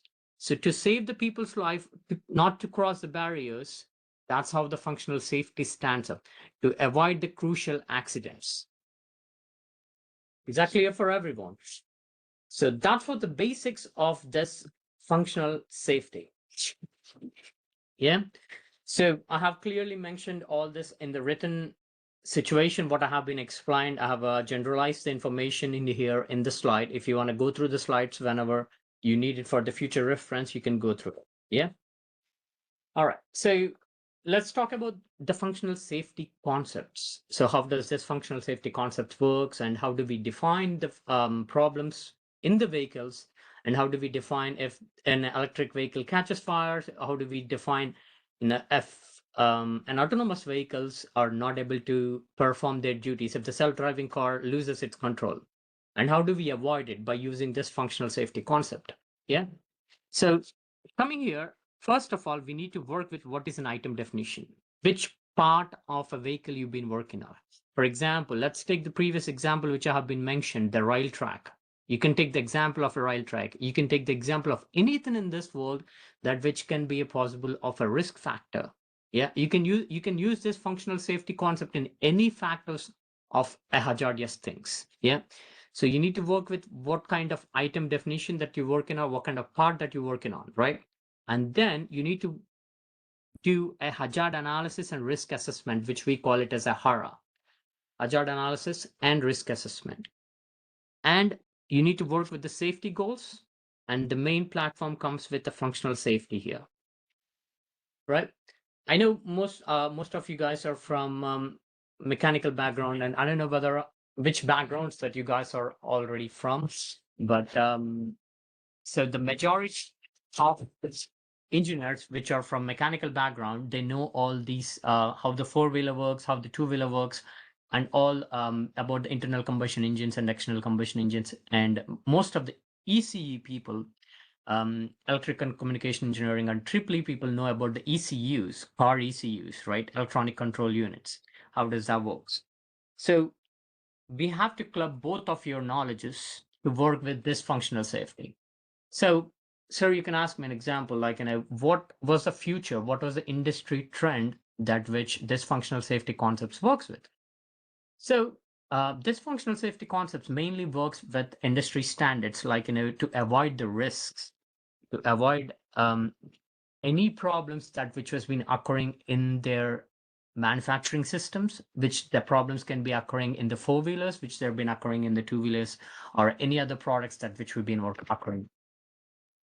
So coming to this slide, where in the industries, like, in any automotive industries, in any of these futuristic industries called autonomous vehicles, Tesla, Mahindra, or Audi, BMW, Benz, Mercedes, go to any manufacturing industries, any giant manufacturing industries, they follow the main principle which I'm showing you right now, which we call it as a V cycle for the functional safety, right?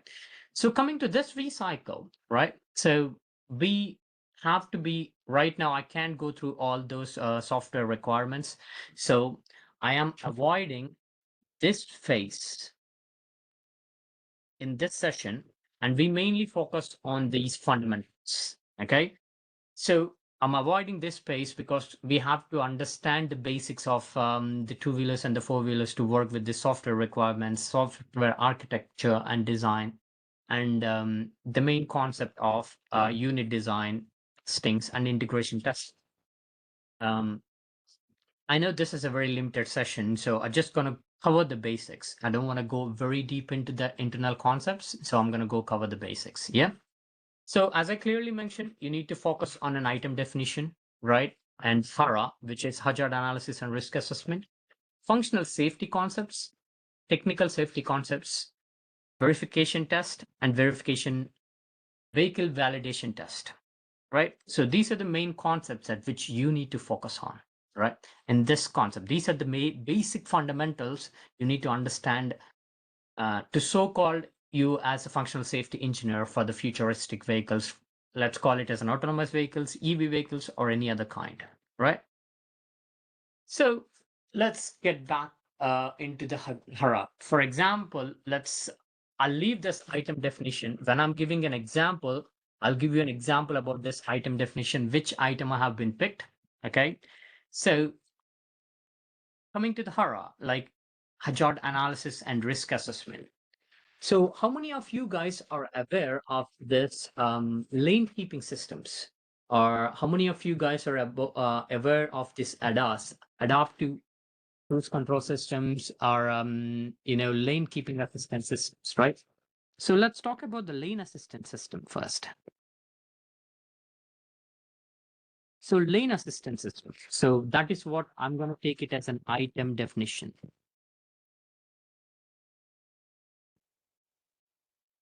All right.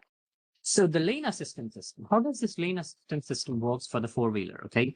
So, our Indian roads are being nicely marked, right? Not every roads. I'm not talking about the village roads. I'm talking about the highways, national highways. Okay. So let's take this as a 4-lane road.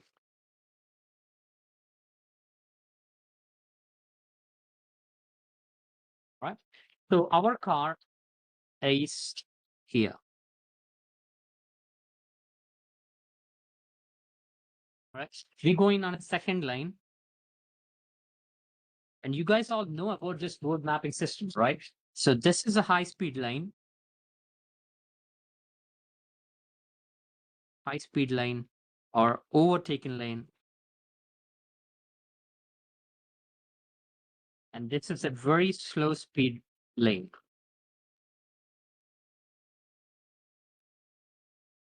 Right? So our car is going on a second lane with a speed of 70 kilometers per hour. So what does this lane assistance system does? So if you put your car on an ADAS mode, which we call it as an adaptive mode, okay? So which you put your car in an ADAS mode. So what does it actually does?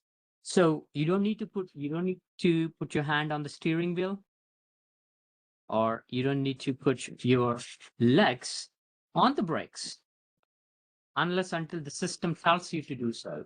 Okay. Hold your steering wheel or hold your control your car. So how does this ADAS system work? It's like if there is any pilot car here, okay, it matches the speed of this car. For example, if this car is going at 50 kilometers per hour, our car matches it to the 50 kilometers per hour. It reduces the speed to 50 kilometers per hour. As soon as this car was being changed the lane to the right lane or left lane, so our car gains to the same speed called 70 kilometers per hour again, right? So, and the main target of our car is not to shift between the lanes. It should remain only in this lane continuously. It should not shift between the lanes, right?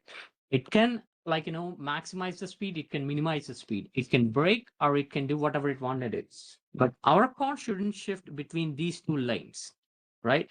So that is what we call it as a lane assistance system. What if there was a problem here? Okay, what if our car was not able to detect the lanes? For example, many of our Indian roads are under maintenance, right? Okay, if there is a maintenance in the second lane, which our car has been transferring right here.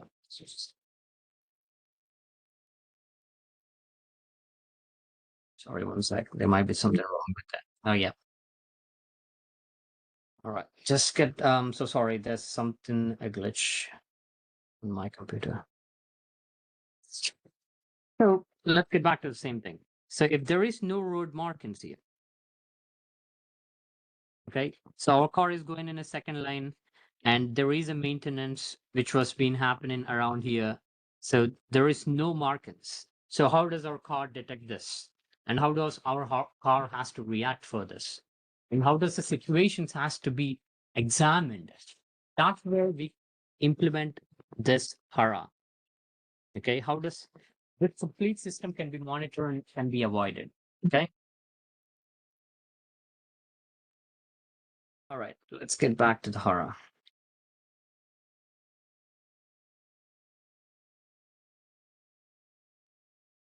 So we have defined an item which is lane assistance, right?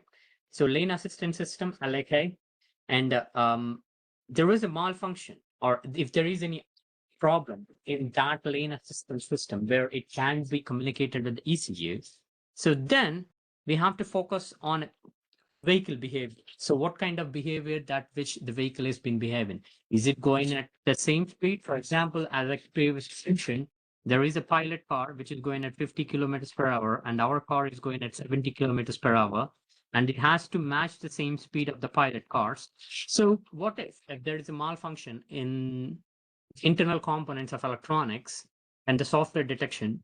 So what happens immediately? So if our car was not able to break down to 50 kilometers per hour to match the speed of the pilot car, there will be a chance of collision again, right? So there is a chance of collision. So how does the vehicle has been behaving? So you need to monitor how the vehicle has been behaving, and then you need to assess the severity of the condition. Okay, so let's talk about the same condition of the same which I've been talking about. So as again, the pilot car at 50 kilometers per hour, as again, our car is at 70 kilometers per hour, and our car was not able to brake or match the same speed, right? So what happens? It immediately collides at the back of this car at around 70 kilometers per hour speed, right? So what is the severity level? So in this functional safety, they divided the severity levels into 4 components, which we call it as S0, S1, S2, S3. So we have to document this complete functional safety information, right? So whereas it was being divided into 4 components, right? S0, S1, S2, S3. So what is S0 means? S0 means the person can come out without any injuries. S1 says light and moderate injuries. S2 says severe injuries, possibly life-threatening and survival probability. And S3 is a major severity, which is life-threatening injuries, might be chance of fatal injuries, right? So based upon this situation, give me which level of severity you guys gonna give based on these 4 severities. So S0, S1, S2, S3. So in which severity level that you guys gonna give between these 2 things, right? So I would say, as a functional safety controls engineer, I would give it as S3, because there is a high chance of risk at 70 kilometers per hour colliding into a back of this vehicle. There is a chance of life-threatening thing, right? So I put this in the hazard analysis of risk assessment. There are 4 components, right? Which is severity. There are a lot of things that which there are other 4 things that which you need to understand here. So the first thing is severity, right? So the severity level, I documented it as S3. Now we go with the controllability, or probability of exposure. How much there is a probability of exposure, right? So we work with severity. Now we have to work with exposure, and then we're going to go with the control. Okay. So how much probably the exposure will be with the same incident again? So you guys have the same example. Take this as a same example again. Okay. So with the same example, how much probability there is a chance of happening the same incident?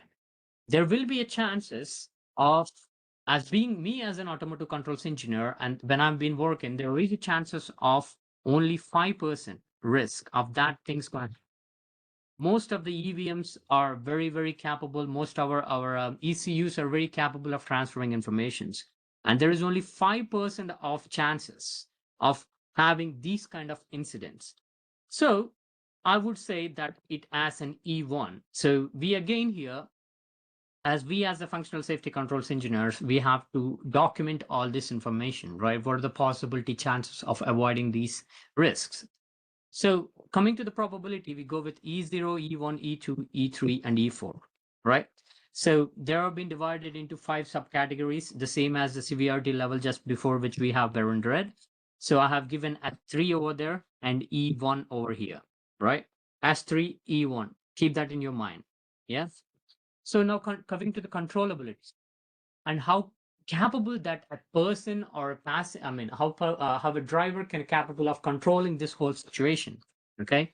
So again, let's go back to this example, right? The same 50 kilometers per hour and 70 kilometers per hour. So what do you think about it? There will be a distance between these two cars, right?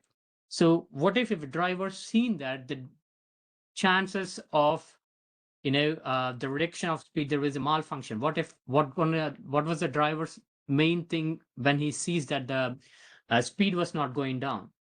He's going to brake. He's going to apply the brakes, right? So there is a chances of controllability, right? If there is a human interfered, if there is only when a human interference, so-called driver was there. So there are 2 components here you need to understand. One is a self-driven car and one is non-self-driven car. Yeah. So coming to the self-driven car, there is, is there any chance of controlling that, or is there no chance of control? Okay. So do you remember the same concept which I explained you about the gate system of functional safety, right? So what if I have a sensor there when it does not coping, saying that, okay, it's not controlling the speed? What happens in that emergency situation? If there is another sensor which can apply the brakes and give the control to the human being, right? So that can be controlled, right? Simply controllable. I'll give, if it's a human driven, like for example, non-self-driven car, if it's a human driven, I'll give it as simply controllable. And if it is non-human driven control, or if it is not if it's completely a self-driven car, I would say difficult to control or uncontrollable, because there won't be any system that can stop because there is no human being. And there are systems that which can, we call it as an emergency braking system for self-driven cars. Then, it's going to be a very biggest topic, to be honest, to understand in a deep level, because autonomous vehicles is one of the huge topic that which we need to discuss in a high manner. But I'm so sorry that very limited time and very limited situation that which I have to go through. So I have to explain you a very outer layer of these functional safeties. Yeah. So coming to the self-driven car, I would have given a C3 if there is no emergency braking system. And coming to this non-self-driven car, if it's a driver-driven car, I would gonna give as a C1. Okay. So we have gone through 3 concepts, which we call it as a severity. In this hazard, they all comes under the category called as hazard analysis and risk assessment. So you're completely been assessing the risk. What are the possibilities of happening, explosions? What are the possibilities of having collisions? What are the possibilities of having any other different situations in outside the world, right? So you worked on the severity, you worked on the exposure, and you worked on the controllability, right? So now you have to work with ASI. So this is what a complete hazard analysis and risk assessment works. So we call it as a category of a V cycle is about the severity, probability of exposure, controllability, and ASI. So what was this ASI list? So how do we reduce the risk? Okay, this is how we need to understand now. The functional safety mainly focuses on ASI. So what kind of, as a functional safety controls engineer, what kind of documentation I submit to the manufacturers? What kind of documentation that I have given to the manufacturers was the main complete thing that you need to understand in this 3 concepts, right? So severity, exposure, and controllability. And now we got to focus on ASI. Does anyone remember the codes that which I have been given right now for the controllability? What is the code of severity that I have given? what code that I have given for the severity, which is S3, right? So let's talk about that. I have given S3, and what code that I have given here for probability. What was the code that I have given, right? So I have given a low probability that which is going to happen, right? Which is E1. And what kind of controllability that I have been given. For example, let's only talk about the human-driven car. Okay, not be talking about the highest implementation. So simply controllable, right? So I'm going to give it as an S1. Right. So all these three aspects, sir, you can ask me a question. So, sir, why are we talking about these things? Why are we talking about these automotive functional safety things and integrity things when we are talking about EVs and hydrogen fuel cell vehicles?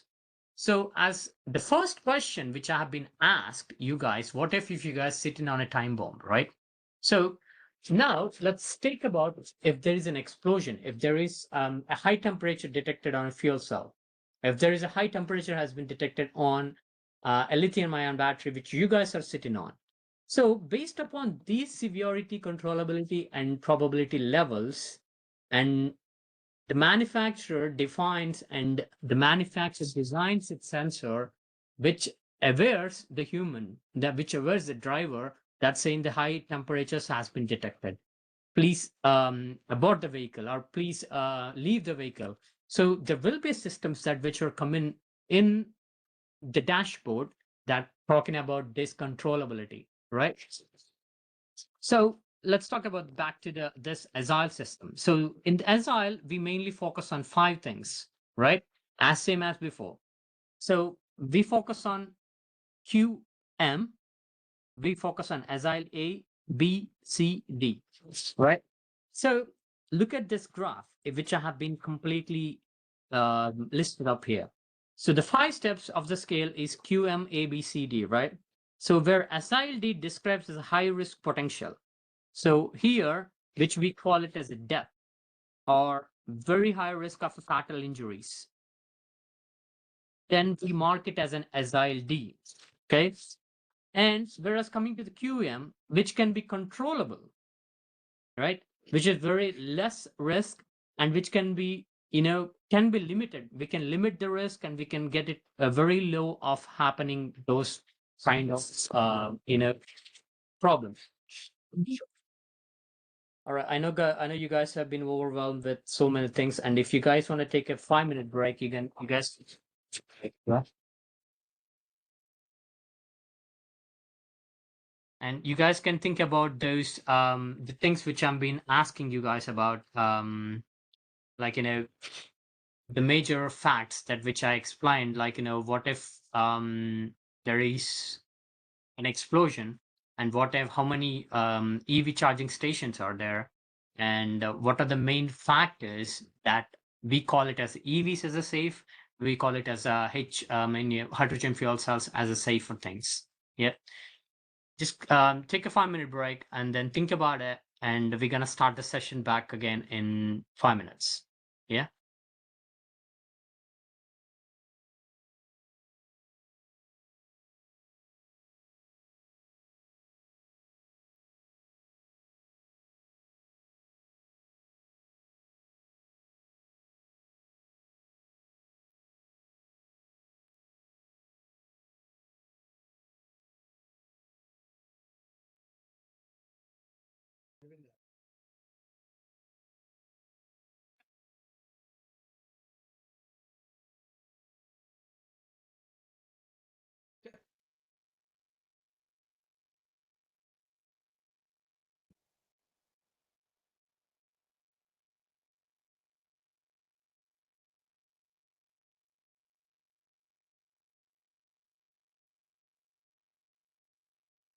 Dear participants, wait for 5 minutes. Sir has given a break. He will continue.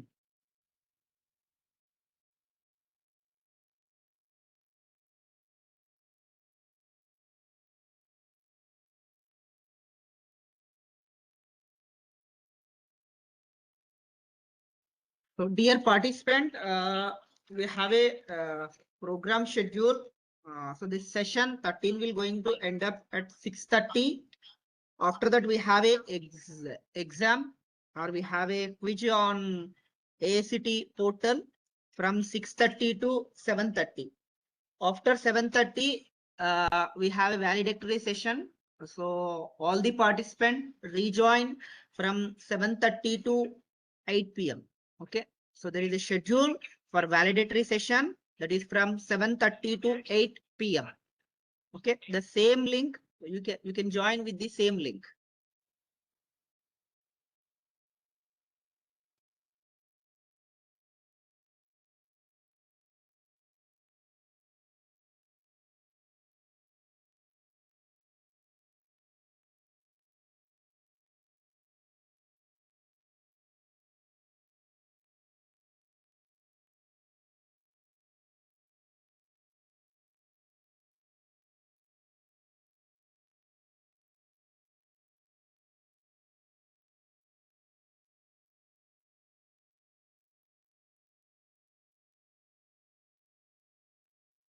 Dear participant, don't exit from meeting. So sir will continue shortly.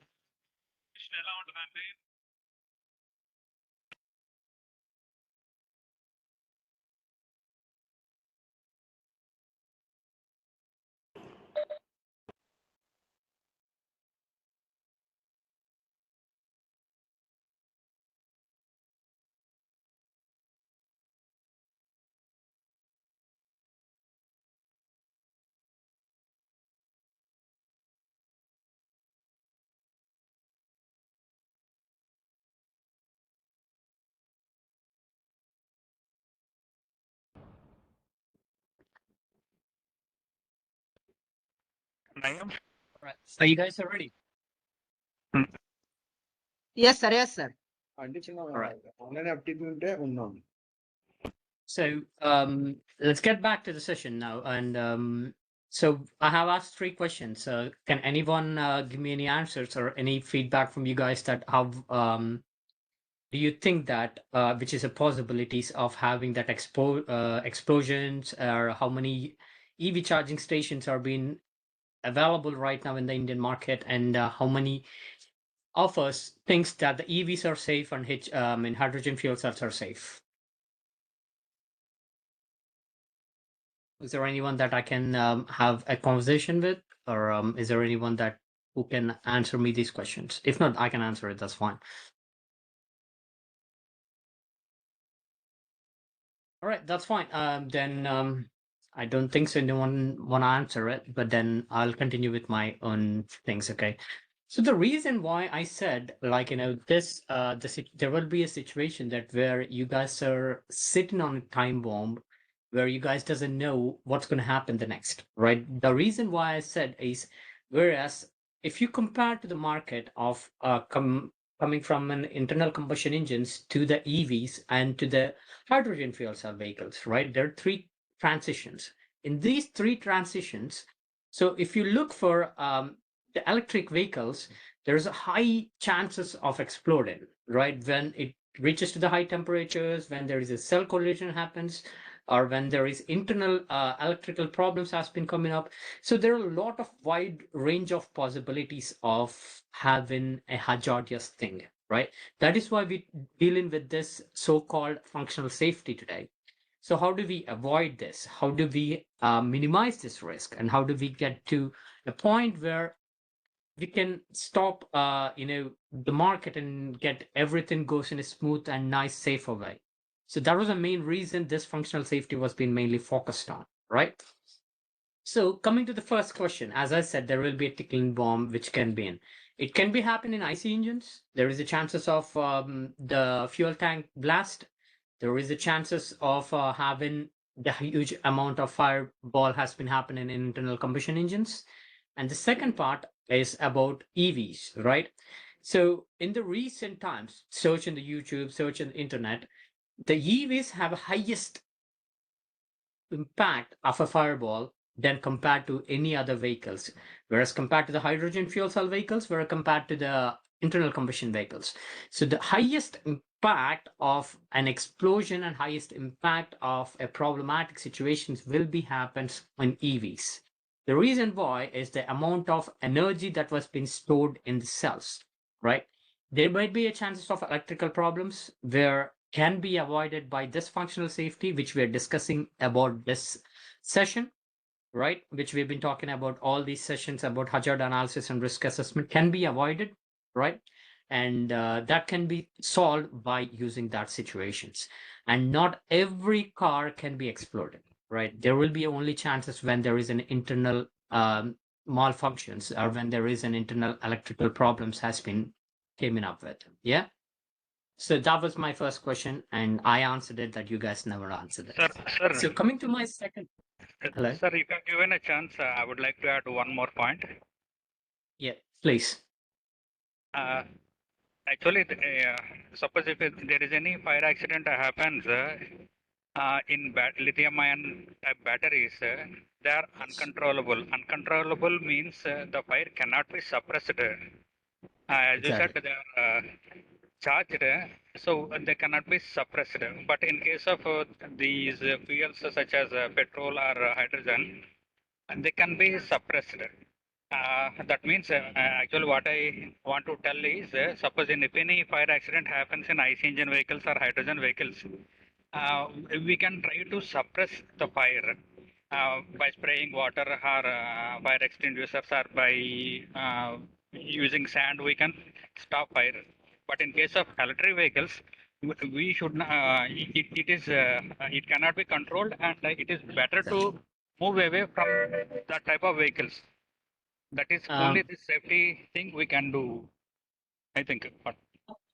Honestly, I mean, like, yeah, you're completely right. That is what exactly I said. Like, there will be a huge fireball when it's coming to the electronic vehicles. And as completely said, Subramania said, you're completely right that higher risk factor is being integrated with electric vehicles. And that is why the main reason of me teaching about this functional safety. So let's discuss about the first example that which I've been given about the rail incident. If you have go back to the first beginning of the session, I have given you about rail incident, right? About a rail crossing where a sensor has been malfunction and there is a chance of collision at the rail, and there will be a second sensor which acts as a first sensor and shut the barriers. And when there is no traffic flow, even the rail has been passed, the barriers won't get up, and there won't be any traffic flow between those rail guards unless those sensors has been fixed, right? So earlier, before getting into a blast or before getting something happen in the fuel cells with a higher amount of energy, the sensors has to detect. That's what the functional safety works with, and that is why now EVs are being not having a higher risk of flammability and not having a higher risk. Let me share my screen. Just give me 1 sec.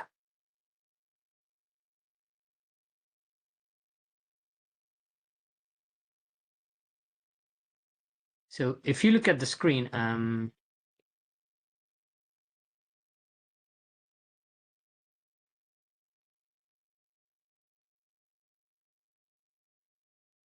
so this was a complete clear example of an Indian market, like Indian market, how EVs has been transformed. Okay, so they've been started in 2017. The Vallab scooters came in, and there are a lot of things that which sorry, this is blocking the view.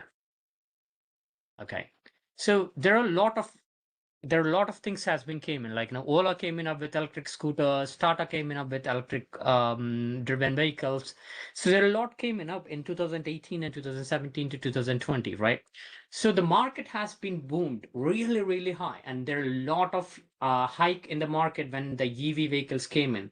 Like, okay, there is no sound, there is no nothing, so we are happy to have it. So compared to the Indian temperatures, for example, turn this off.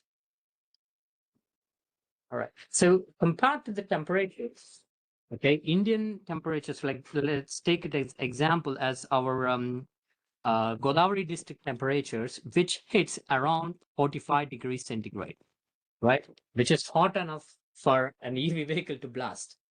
So how do you control that scenario of this 45 degrees centigrade?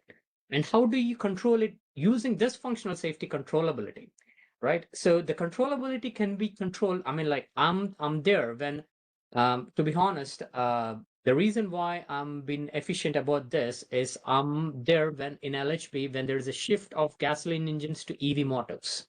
I have seen the complete shift when an electric vehicles has been coming up and how does they've been transformed, and when there is explosions, and I've been worked with them for 1 year.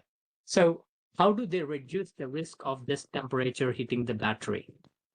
And that's where this controllability, and that's where this all the new applications came in. We're cooling the battery systems, and that's where we call it as the battery management system, BMS. That's where the BMS comes and takes place. And as Sir said, as our doctor Sir said, so he is completely right. It can be controllable. You cannot control the flames of the EV vehicles because the huge amount of energy that serves to the motors, right?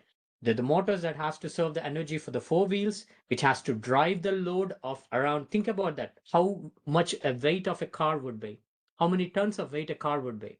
Yeah. And there will be four people. For example, let's talk about four passengers and one driver has been traveling in the car, and how much those people weigh, right? So to drive that huge amount of load, how much motors, how much energy it has to be required, and how much electric it needs to drive those motors, right? And that huge amount of electricity has been stored in a box, right? Are so-called as a fuel cells. And what if this completely blasted? Are you being able to control it? And as Sir said, stay away from it. That's the only thing that you guys can do. There is no way that you can avoid it. Unless until, to be honest, you can claim an insurance on your car, but you can't claim an insurance on yourself, right? So there is a chances of avoiding these situations is only through stop the risk before it happens. Yeah. So that's where this functional safety comes in. So this functional safety comes in all these different aspects. Comes in, I mean, we apply the functional safety ISO 26262 in IC engines. We apply this ISO 26262 in EV vehicles. We apply this ISO 26262 in fuel cell vehicles, hydrogen fuel cell vehicles, right? So we apply all these safety concept. Only the main reason is to reduce the risk. And if we're talking about this only EV vehicles, there is a high chance where we have to focus this functional safety on EV vehicles. Yeah, that is why I have made an example called you're sitting on a time bomb. What if a time bomb explodes? There's no way that you can, there's a chance of, saving ourselves. So that is why I asked you guys a question, so-called a time bomb, right? So coming to the infrastructure of my third question, right? So, sorry, second question. So coming to second questions, are EVs safer or the hydrogen vehicles safer or internal combustion engines are safer? So as looking at the statistics of our previous era, where we call it as internal combustion engines, where my generation, I don't know whether about there is any young graduates in this session or not, but coming to my generation of me as being a 90s kid, so I grown up with an internal combustion engines. And to be honest, I'm a big fan of an internal combustion engines. I'm not a big fan of EV vehicles, or I'm not a big fan of hydrogen vehicles. I'm a big fan of internal combustion engines. So that drove me into this era. So coming to this stats, there is a chance of explosion of the fuel tanks. There is a chance of explosion of catching a fire is minimalized to 2% in the world of productions. If you look into the statistics, there is a chance only of 2% of internal combustion engines having a blast. Okay, coming to EV vehicles now. Okay, so if you look into the stats, or if you look into the scenarios, in the live scenarios which has happened in the worldwide, a huge number of accidents, huge number of blasts, huge number of catching fires has been rapidly increased until 2022. Yeah, from 2022, there's a drastic change, which was where functional safety has been played a crucial role in that EVs. And now it was been drastically reduced. At that point, there is a chance of 25% until 2022. The stats says 25% of explosion of the majority of the EV vehicles have a threat of explosions. This is just a threat, okay? So, and whereas compared here with this 25% has been now the risk assessment has been reduced to 3%. How does that happen? How does that been reduced drastically to 3%? Because now every manufacturer, every huge manufacturer or every industry giant right now sit in there. Let's call it as Tata, let's call it as Mahindra, let's call it as Audi, BMW, all the industry giants, they are focusing on the safety and they're focusing on making it EVs safer instead of having it. There are chances there where you cannot avoid it. For example, they do the crash tests, right? If there is a fuel cell which was being placed right here, for example, okay, if then the fuel cells has been, there are a lot number of fuel cells in car, right? So when there is a compression happen, there is a chances of ignition of fire. And when there is a chemical reaction happen between the two cells and there's a rapid, friction has been happened between two cells, there is a chance of explosion. So how do you avoid that explosion? How do you avoid that? That was the main major factors that these giants are been completely focusing right now. And there is a Chinese company, if you guys are aware of it or not, there is a Chinese company which we are been using right now in our Indian market, which we call it as BYD. So that there's a company that which works on this companies, that's where majority there is no explosion of the fuel cells, right? So coming to the hydrogen fuel cell vehicles, which is developing right now, which is not really completely into the market, which is completely very rare to say, like, hardly there is no chances of explosion hasn't happened so far now in hydrogen fuel cell vehicles. Maybe, for example, there in the future there might be a chance of explosion. I can't guarantee, but till now there is no chances because not a high demand on hydrogen fuel cell vehicles right at the minute. But there will be a huge demand in the future as our Prime Minister Narendra Modi sir has been working on the hydrogen fuel things, and there will be a chances of huge demand in the future. And right now there is no statistics, and that I can claim it as zero at the present of this hydrogen fuel cell vehicles. And the highest market, every single thing right now, they are all safe at the minute. I couldn't guarantee the highest standard so far now, which if it's coming to myself, if you want me to mark which is a safer engine to work with on the vehicles, I would rate it as nice engines till now, so far now. Okay, but as I said again, this has been marked down to 5% now. There might be a chances of future of having a safe environment for EV vehicles, because there's a lot of research has been put into this functional safety. There is a lot of risk factors has been put into this functional safety, and there's a human life at the back of the seats, because all these EVs right now are going to be an autonomous. Most of them are coming as an autonomous and self-driven cars into the market, like Tesla and kind of stuff. So how does they have been drastically working with this? And the majority of the fact is the temperatures too, and the majority of the fact is the conditions of the climate conditions that which they've been operated. So they've been working on it. That was my second question. And coming to my third question, which is availability to this fuel thing.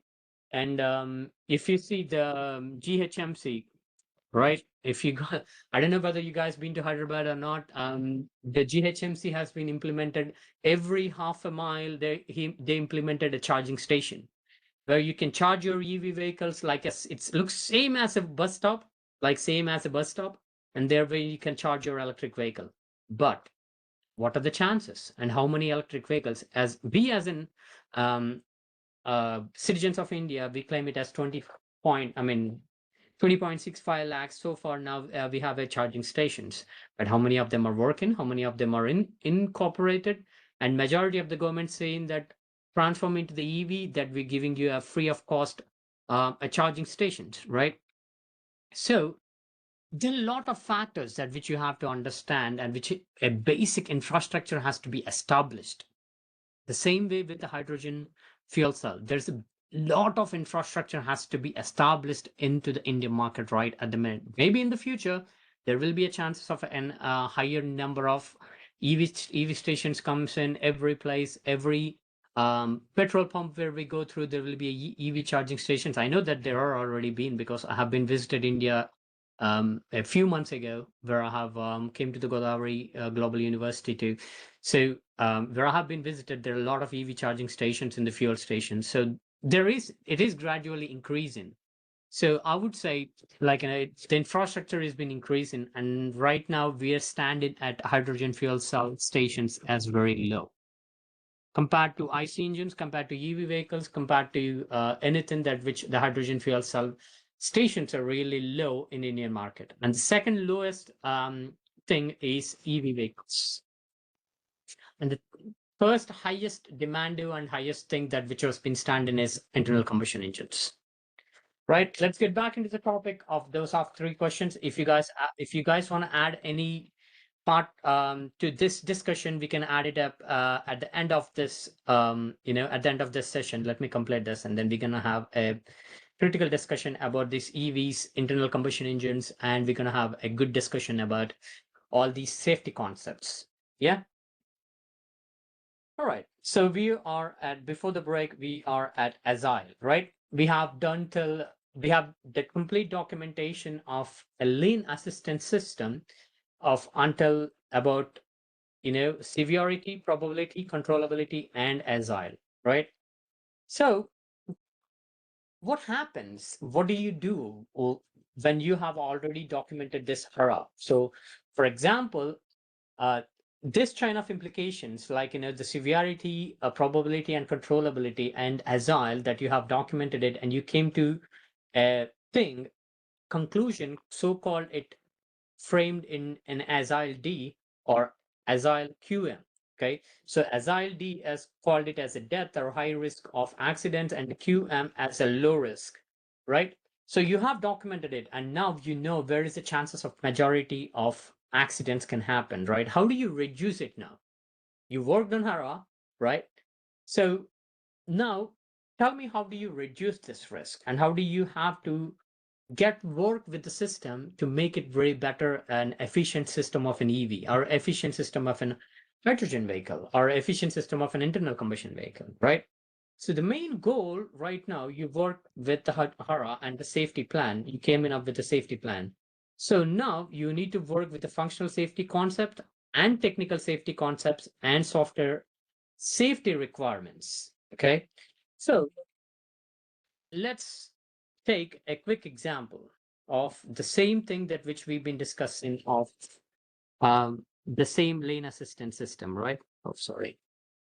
So this was the road, and as I said, this was a marking, right? So the same example, our car is here. So sorry, the pilot car is here, which is traveling at 50 kilometers per hour, and our car is here, which is traveling at 70 kilometers per hour. Okay, so now we have to define in 2 scenarios. Okay, one scenario is a self-driven, one scenario is driver-driven. Okay, so as we previously mentioned about this functional safety concepts, where ISO 26262, right? So our car main goal is to reduce the speed to 50 kilometers per hour now, right? Because it detected a speed of a previous vehicle, which is, the pilot vehicle, which is going at a speed of 50 kilometers per hour. And now it has to reduce the speed to 50 kilometers per hour. For example, or an instant, as I previously mentioned, there is a glitch here, and there is a chances here of not controlling the speed, right? So now, if it is coming for a self-driven vehicle, how does it work? And what kind of functional safety, what kind of technical terms that which we have to work with? What kind of software terms which we have to work with? Whereas I'll show you the architecture of how this works, okay? So I'm going to give you a quick example, and then we're going to go into the architecture of how this completely system works. So self-driven vehicles. So what are the possibilities of controlling there? Lane change, complete braking, or running into the shoulders, or coming to the complete stop. How do we avoid this, right? So these are the major factors that which we can implement this situation to be reduced. Okay, for example, if there is no vehicles in this line, this 70 kilometers self-driven vehicle, self-driven car, so can change the lane into this faster lane and overtake this 50 kilometers per hour vehicle, and then slowly come back to this lane, and then come back to this, and come back to this, come back to the stop, when there is a chance of a second sensor. So you know that the lane keeping system has been, there is a fault or there is a malfunction in a lane keeping system, right?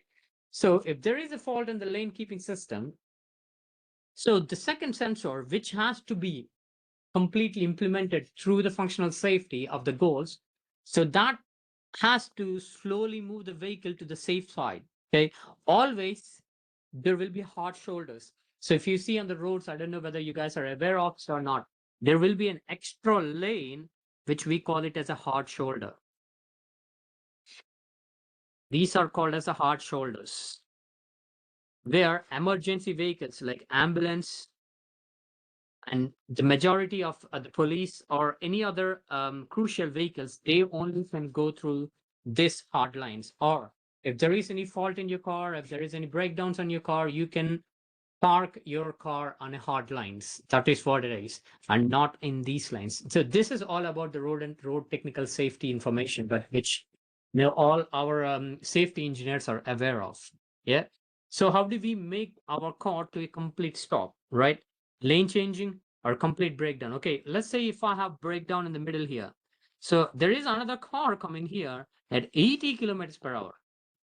Why don't you think there's a chance of ramming into my car? Because I have came to a complete stop here, right? So there is a chance of ramming into my car, and there will be a chance of fatal accident for this car, right? So this is not a right chance, right? Next, going into the shoulder, maybe, yeah, that works. And coming to the complete stop, it's not really the right thing, right? So emergency braking and complete stop can be avoidable. And lane change on shoulders, getting into the shoulders may be acceptable. So this is what we call it as a controllability. Yes. So that's for the self-driven car. What if a driver-driven one? So let's coming back to this controllability and the safety. So what if this is a driver-driven one? So driver-driven one can be controllable by the driver. So you all know that that can be easily, if a human being is at the back of the steering wheel, he can control it way better than a self-driven. And he will try to be cautious on the road as soon as it was been on a self-driven mode. Yeah. So there is a chances of controllability, and if there is a chance of a failure, there is a chance of any other things to come up. If it's nothing. All right.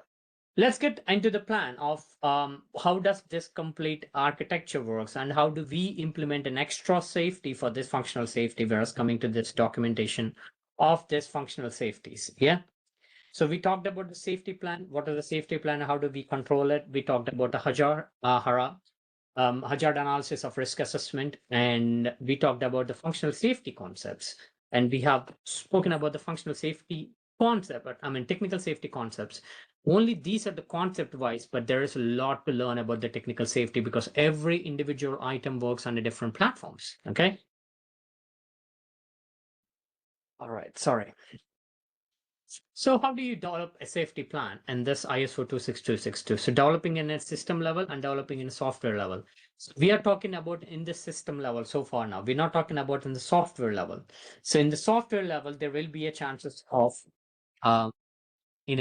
risk assessment in a different way. I'll give you a better example of giving to this software level of understanding. Okay.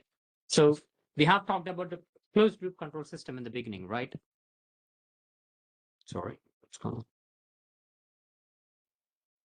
So closed loop control system in the beginning, right? So this is what called input, input as 18 degrees centigrade, and there is a controller, and there is an output called a cold air, and there is a feedback signal called as a thermostat, right?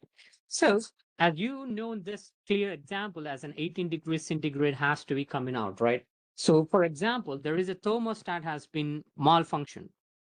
There is a malfunction in thermostat. It's not sensing the temperature, okay? What's going on then? It continuously deliver the cold air. Even though if it reaches 18 degrees centigrade, the compressor still keep running to make sure the room desired temperature is at 18 degrees centigrade, right? So then there is a chances of having a 17 degrees centigrade, 16, 15, 14, right? So there we have a malfunction at this thermostat, right? So now if there is another feedback signal, which we call it as a second or diagnostic tool, right? So what does this diagnostic tool does? So it immediately detects the fault in the thermostat because there is a chances of reducing of a temperature, or there is a chances of an higher temperatures because the AC is not working because the thermostat is not communicating with the compressor, right? So the compressor is not turned on, or the room temperature has been rising 22, 23 because the thermostat did not deliver the room temperature is 20 degrees, right? For example. So that's what the case is when the compressor doesn't get kick on or when the compressor doesn't get stopped, right? So there is a chance of risk. I mean, I'm just giving a basic example, okay? Don't think in the way of AC, okay? So thinking up in a bigger way, bigger picture called as vehicles. Thinking up in, I'm giving a basic fundamental example. I'm trying to compare this with the four-wheelers. Try to compare with the higher risk of things, okay? Do not think it up in a different, only with the air conditioner, okay? So I'm not talking about air conditioner. These are the basic fundamental example, okay? So there is a chance, right? So we have a second sensor where we can diagnose it. There's a problem, right? So as soon as the problem comes in, so if the air conditioner unit, which we call it as a display unit outside where it dispenses the air, shows an error. Do any one of you guys have aware of this display on LG ACs or anything called L1 or S1? There will be, or just it gives you as an so-called E as an error. So it displays on the screen says E or L1 or S1. That means there is a malfunction in the sensor, right? And then what does it does? Instead of having the compressor on for complete play, it shut down the compressor, okay? What if it happens? You can survive without an AC, right? But what if the cooler temperatures has been dropped down to below 8 degrees, 7 degrees, 6 degrees? What happens? There is a chance of high risk probability, right? So when it's coming for high risk of probability, so turning off the compressor is the major component to control the high risk happening into the lower temperatures, right? So that comes with the same with automotive things too. That's the same with automotive engineering things. That's the same with a lane assistance system. Instead of you having up into a second sensor acting as a first sensor, it should control the risk of happening any future damages. That's where this functional safety comes under the platforms, right? So in this EV vehicles, in this electronic vehicles or internal combustion vehicles or hydrogen fuel cell vehicles.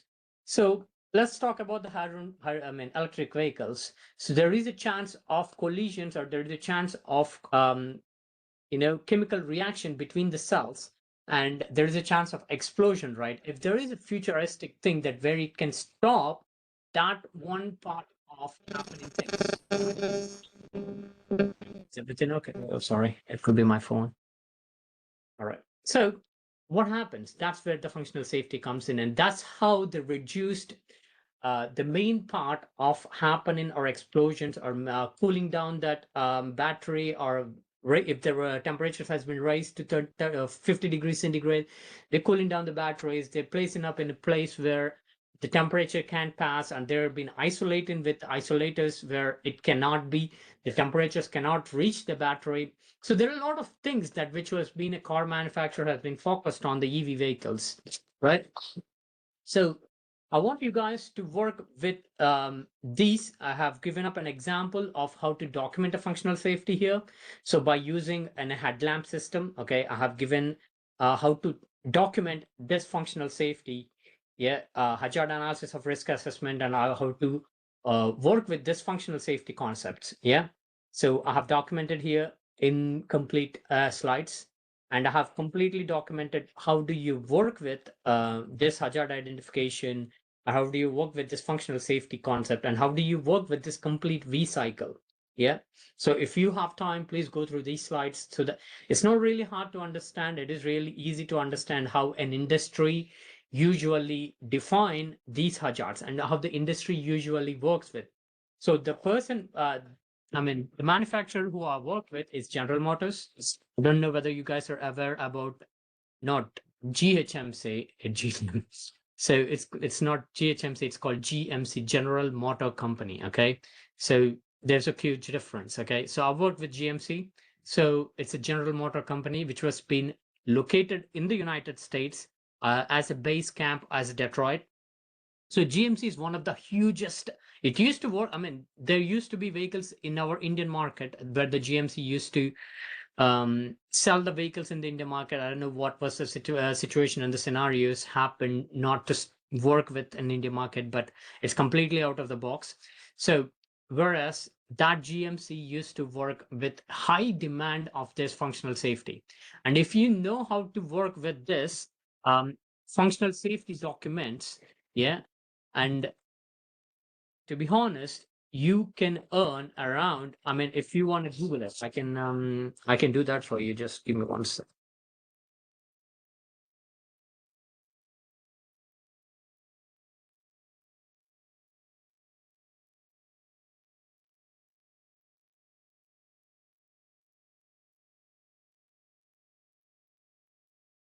So currently I was residing in the UK, right? How much a functional safety engineer can earn in the UK? So let's say it is around 47,000 to 74,000 an annum.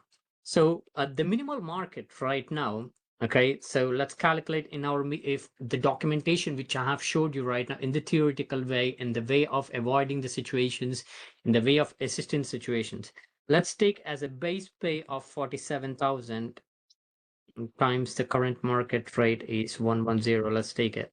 So which is 51,70,000 was that's how much a functional safety engineer makes in the market. So learn about this highest trending thing in the EVs, or highest trending things about the functional safety concepts. So you will get to know, or you'll get to a place where you guys can be more highly been demanded in the market. Yeah. So have clearly put up every single thing with the lane assistance systems and how does the lane assistance systems work. And I have clearly given the agile table, whereas I have given, for example, controllability 1, exposure 3. So which level of severity it works. So for example, in the severity level, if you say, if it is on the severity level 3, that comes under the agile A.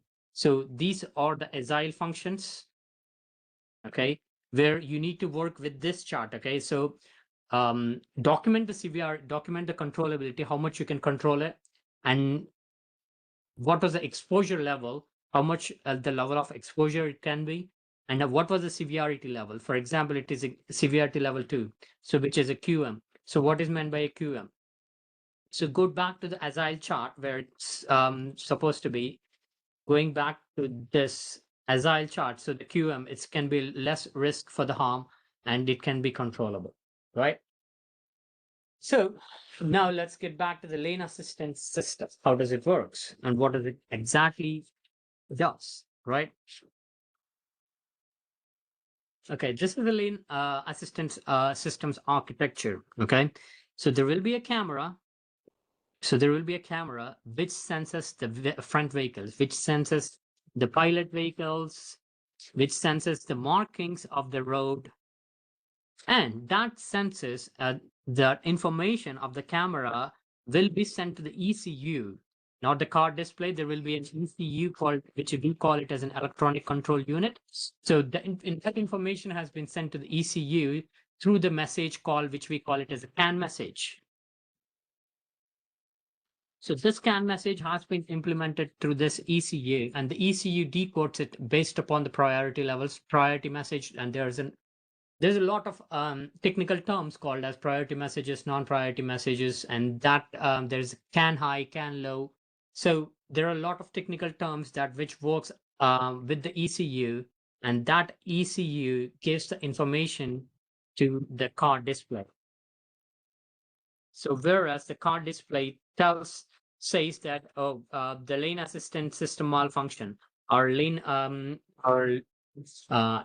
ADAS system has been malfunctioned, take control of the car. So that is what the car display tells. And whereas this electronic control system works with the steering wheel and works with the engine motors, or if it's an EV vehicles, works with an engine motors, and if it is an internal combustion engines, it works with the fuel flow of the sensors, and it works with a lot of information. So as this session has been very limited, can be covering about all these informations, because these are interlinked with each other. All these functional safety concepts has been interlinked with the ECUs. All these functional safety concepts has been interlinked with self-driven cars or internal combustion engines of their principle of workings.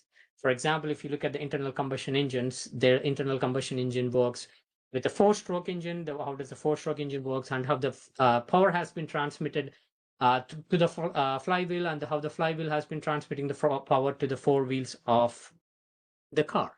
So the same way it works with all these assistants. So how this lane assistance systems break down that power been transmitting to those four cars, and how the steering wheel has been turned to the left, or the steering wheel has been worked to the right. So have you guys gone through this Tesla? So Tesla works with different platforms with it doesn't use a LiDAR. So the self-driven Teslas. So the Tesla came to Indian market right now. Right now in Indian market, there is no self-driven vehicles, but there isn't the function called ADAS at the minute in India. So there might be in future often self-driven Tesla cars going to be coming up too. So whereas this works completely based upon the camera and camera sensors. And most of the vehicles which are autonomous vehicles which have been working on called as LiDAR.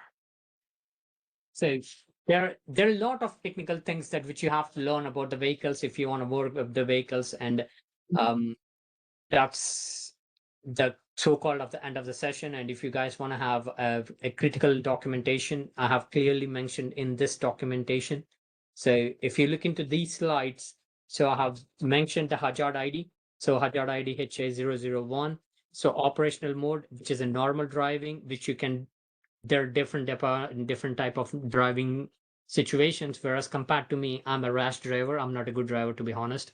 So I'm a rash driver. So it comes to be normal driving. It depends upon the person who was driving, the operational scenario, what kind of operational scenarios that you should be working on highways or country roads or city roads.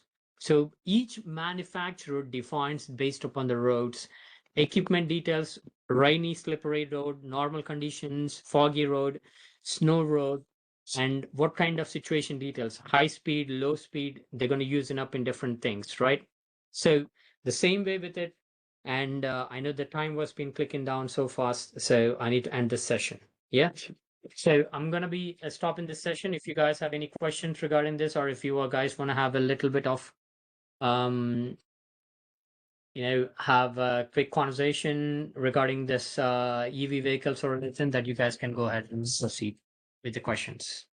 Thank you very much, sir, for your valuable time. So, dear participants, if you have any questions, please ask Srikanth sir. Now the session is open for question and answers. Dear participants, if you have any questions, please ask Srikanth sir. So there is a question and answer session is open for you. Doesn't matter with the questions. If you can, you guys want to have a discussion, or I can have a crucial discussion for 5 to 10 minutes, and then we can close the session. Sir, good evening, sir. Good evening, Subramani, sir.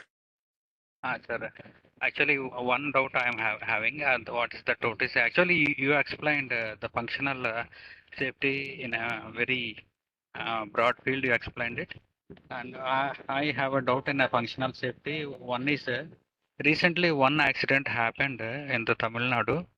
A person purchased a vehicle. The model is not important here. That vehicle is equipped with advanced driver assistance system also, and he went to home. Actually, in India, the parking places are and the personal parking spaces are somewhat uh, uh, very tight. Only Sorry, sir. human being with the system, it cannot be parked. Sorry. In that parking space has a ramp, and he got on that ramp, and he need to take turn at his house. Okay, what happened is that vehicle is equipped with the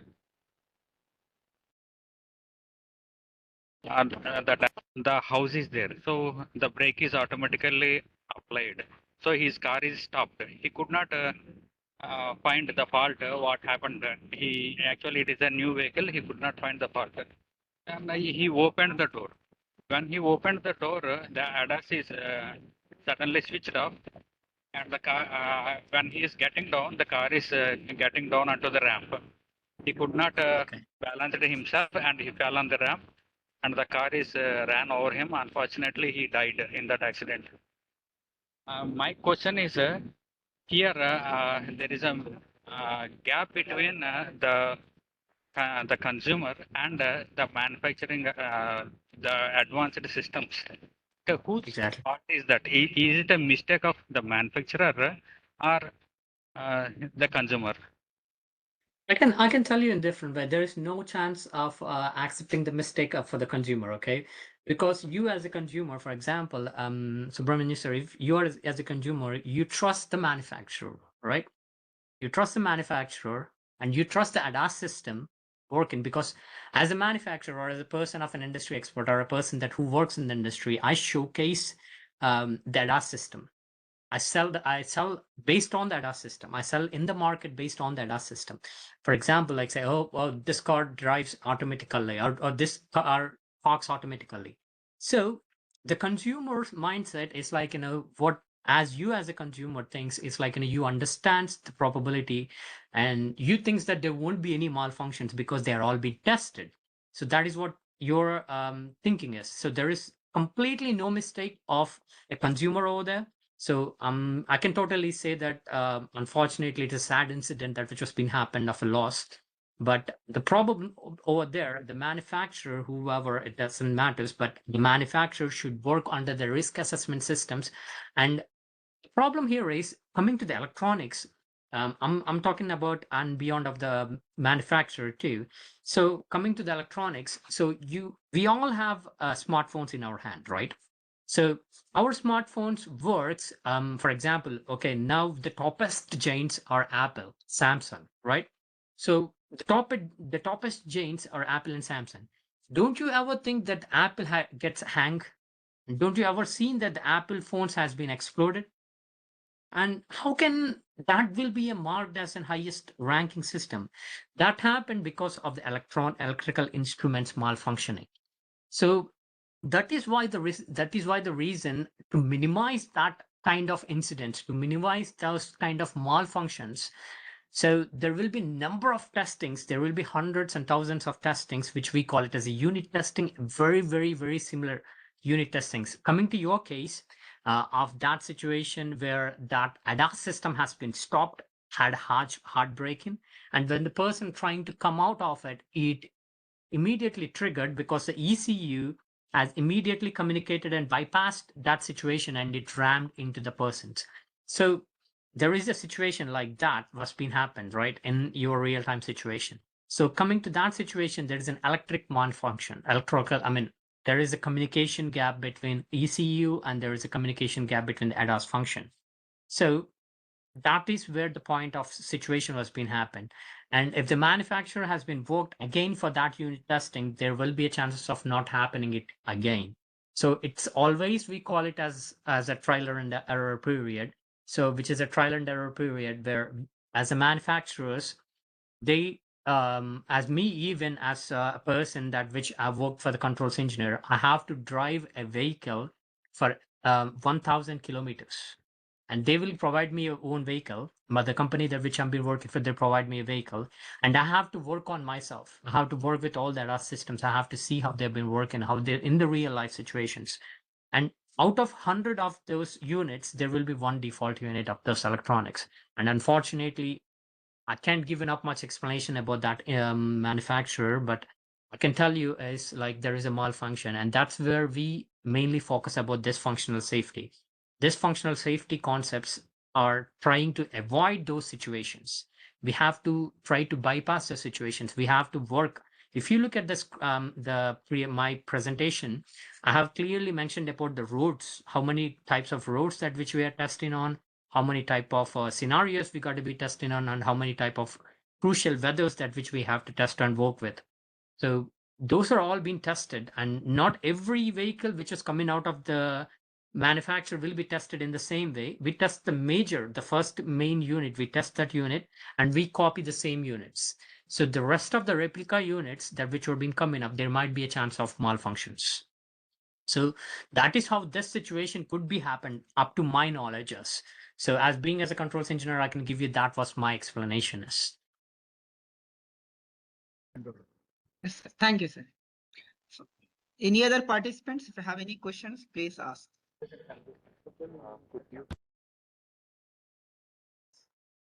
Participants, if you have any questions, please ask.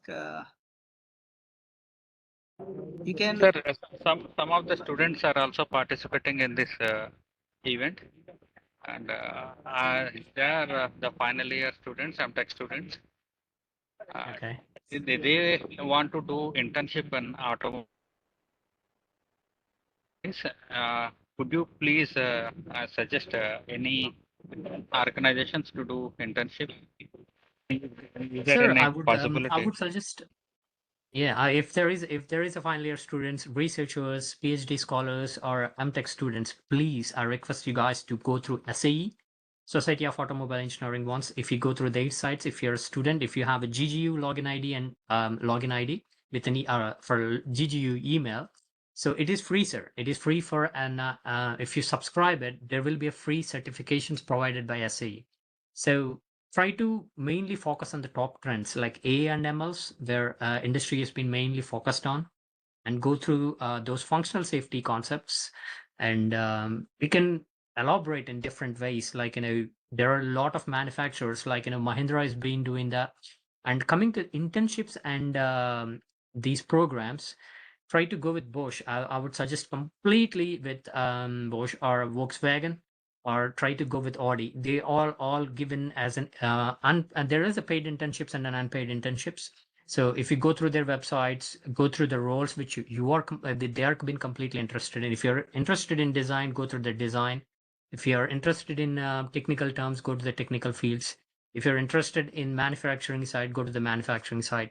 So based on all these, on the top of that, they need to be on the current trending partner things. What is the current trending partner things are like, artificial intelligence, how drastically it is improving the manufacturing side, how drastically it is improving the design, and how complete situation of the scenario of the manufacturing unit is being saying, and how do we been minimizing these complete errors. So, and these functional safeties, the main thing that which now the latest trends. So I would suggest them to go through the company websites, go through the paid internships, have a live exposure of the industry instead. I know that they have a highest theoretical level in GGU, but I would say them to, I'll guide them to go through those industries, target the high, the top industries, target the most of AI generated industry. It shouldn't be only 4-wheeler or 2-wheeler. You can focus on motor industries or any other industries which is integrated with this AI manufacturing systems. So try to focus on that. That would be my suggestion for the young engineers who have been graduating now or the tech students. That was the only thing that were, I mean, even I myself being at the time of my bachelor's, I've been done my 6 months of internship with Vizag Steel Plant, where I have completely seen how the manufacturing has been worked. And when I'm going to LHP first, when I'm working with General Motors, I have completed an control systems engineer certification, which costed me around, I mean, control systems engineer. I did my master's in control systems engineer certification. So it costed me around 16 lakhs to complete that certification. So that certification put me into a job of a higher engineering level where I have earned around 75,000, 65,000. Now, even as being as a Costco operation supervisor, I've been working, I'm getting around like 75, 85K of GB pay. So in this market. So I have switched my transformation from engineering level to the completely about the sales and operational field. So my suggestion would be is going through that higher demanding organizations, go with doing certifications, doing with internships, which are latest trend. And Subramanya sir, if there is a chance, I could suggest a better certification course, and it's going to be a longer one. So it depends. And I want to know what was your main goal is. Like, see, I don't want to suggest a certification. Let's say like, oh, go do AML certification or go do automotive certification. I don't want to suggest a tagline or a title name of a certification because for me, it's completely different. My mind gonna be thinking about the design, and if I do it in AAM, it couldn't be matches. So think about your own way of thinking. Like, what was your interest? What was your goal to be in? So are you wanna go with the design field, or you wanna go with the manufacturing field? Think about the first part, and you have the access to ChatGPT, right? So you can access through all those systems. Go with it. Go finding and ask ChatGPT what was the best courses in the manufacturing systems, what are the best courses in the design field. So based upon that, link that title with the organizations, highest organizations like SAE, IEEE. So there are a lot of top organizations which are giving you market. Even Google has been offering a lot of AI courses. So try to encrypt with it. I think someone raised a hand. Go ahead with the question, please. Sir, someone has raised a hand. Yes, sir. They lowered, sir, actually. I am Okay, unable that's to fine. That find is them. Sir. so that is why, Satish Garu, I couldn't be able to suggest you a particular course that which I want you to go with it. So there are different number of courses. Whereas if it's coming to the functional safety, you need to learn about AI and ML first. You need to learn about deep learning. You need to learn about NLP. You need to learn about neural networking. And after all these certifications, then you have to go with manufacturing systems. Like, how does a four-wheeler works? How does a EV motor works? And how does a complete system of an automotive systems works? And then you have to go with the control systems, and then you have to come to the functional safety. It's a big chain of commands that which you have to come all through if you have to come through the functional safety. And Subramanya Okay, sir, thank if there is any chances and possibilities that we might gonna have another session from the Godavari Institute, maybe I'm planning to come back on February. I'm completely coming back to India, where I want to switch my boats to India, where I'm planning for a startup. So let's see if there is a chance. I'll try to come to the university, and we'll try to work together if there is any chances of giving more about these situations and more about these vehicles systems. Thank you, sir. Thank you very much. No problem, sir. Thank you, guys. If there is any questions, just shoot up, and then if not, I'll end this session. Okay, sir. Thank you, sir. I think there are no more questions are there. So thank you very much, sir. Srikanth, sir. Thank Very you. valuable information you have given. Thank you. Thank Thank you. you once again from Department of you, Mechanical Jay. Engineering and Godavari Global University. Thanks to the Godavari Global University for giving me a chance, and thanks to Jayanand Garu. You guys have a great trust on me, and thank you so much for putting up all these on me. And I hope I do something more better for the global university, and I'm more than happy to come in up and have good interaction with you guys. And thank you so much. Thank you once again.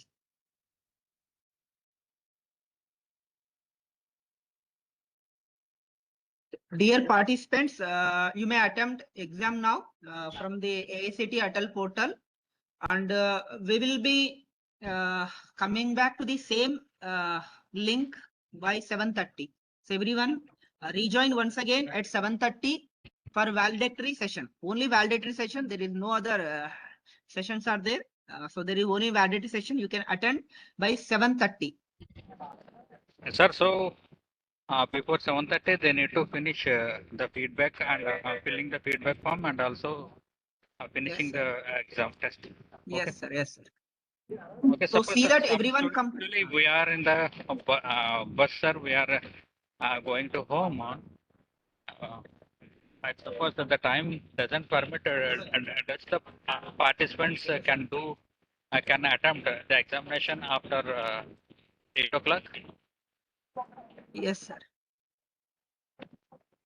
Yes, sir. The participant can attempt after the validatory session. Also, the participant can attempt the examination from the ATAL What is portal, the and they duration can. of exam? What is the 45 duration of minutes. the exam, 45 sir? minutes, sir. Okay. Okay. After logging in, they need to finish within 45 minutes. 45 minutes, sir. Okay. Okay. All the participants, suppose if you are facing any trouble, feel free to contact Mr. Sheikh Naeem. His phone number will be given in the chat box. Naeem, sir, you please give your phone number in the chat box. Okay, sir.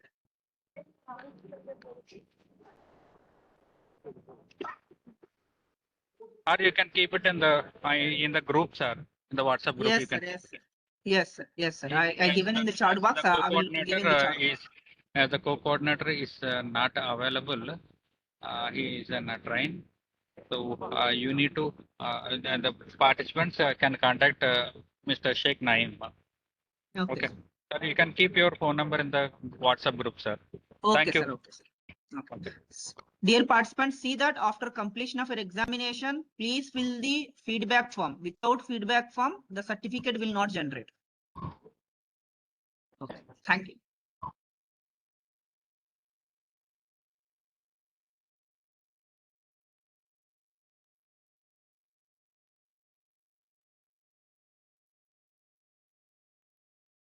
Siva. Hello చెప్పండి sir post నీకు ఇస్తున్నాను చూడు. నేను ఈ gap లో ఇంటికి వెళ్ళగానే మళ్ళీ నేను తీసుకుంటా. చూడు పోస్ట్ వచ్చిందా నీకు? వచ్చింది సార్. ఓకేనా? అలా ఆన్ లోనే పెట్టు. ఓకే ఓకేనా? నేను మళ్ళీ జాయిన్ అవుతాను. సరే. మర్చిపోక ఆన్ లో పెట్టు. రికార్డింగ్ ఆఫ్ చేసుకో. ఆఫ్ చేసావా? లేదు సార్, చేయలేదు సార్. ఆన్ రికార్డింగ్ ఆఫ్ చేసుకో. రికార్డింగ్ ఆఫ్ చేసి మళ్ళీ ఆన్ చేద్దాం. సరే సార్. అవుతుందా సార్?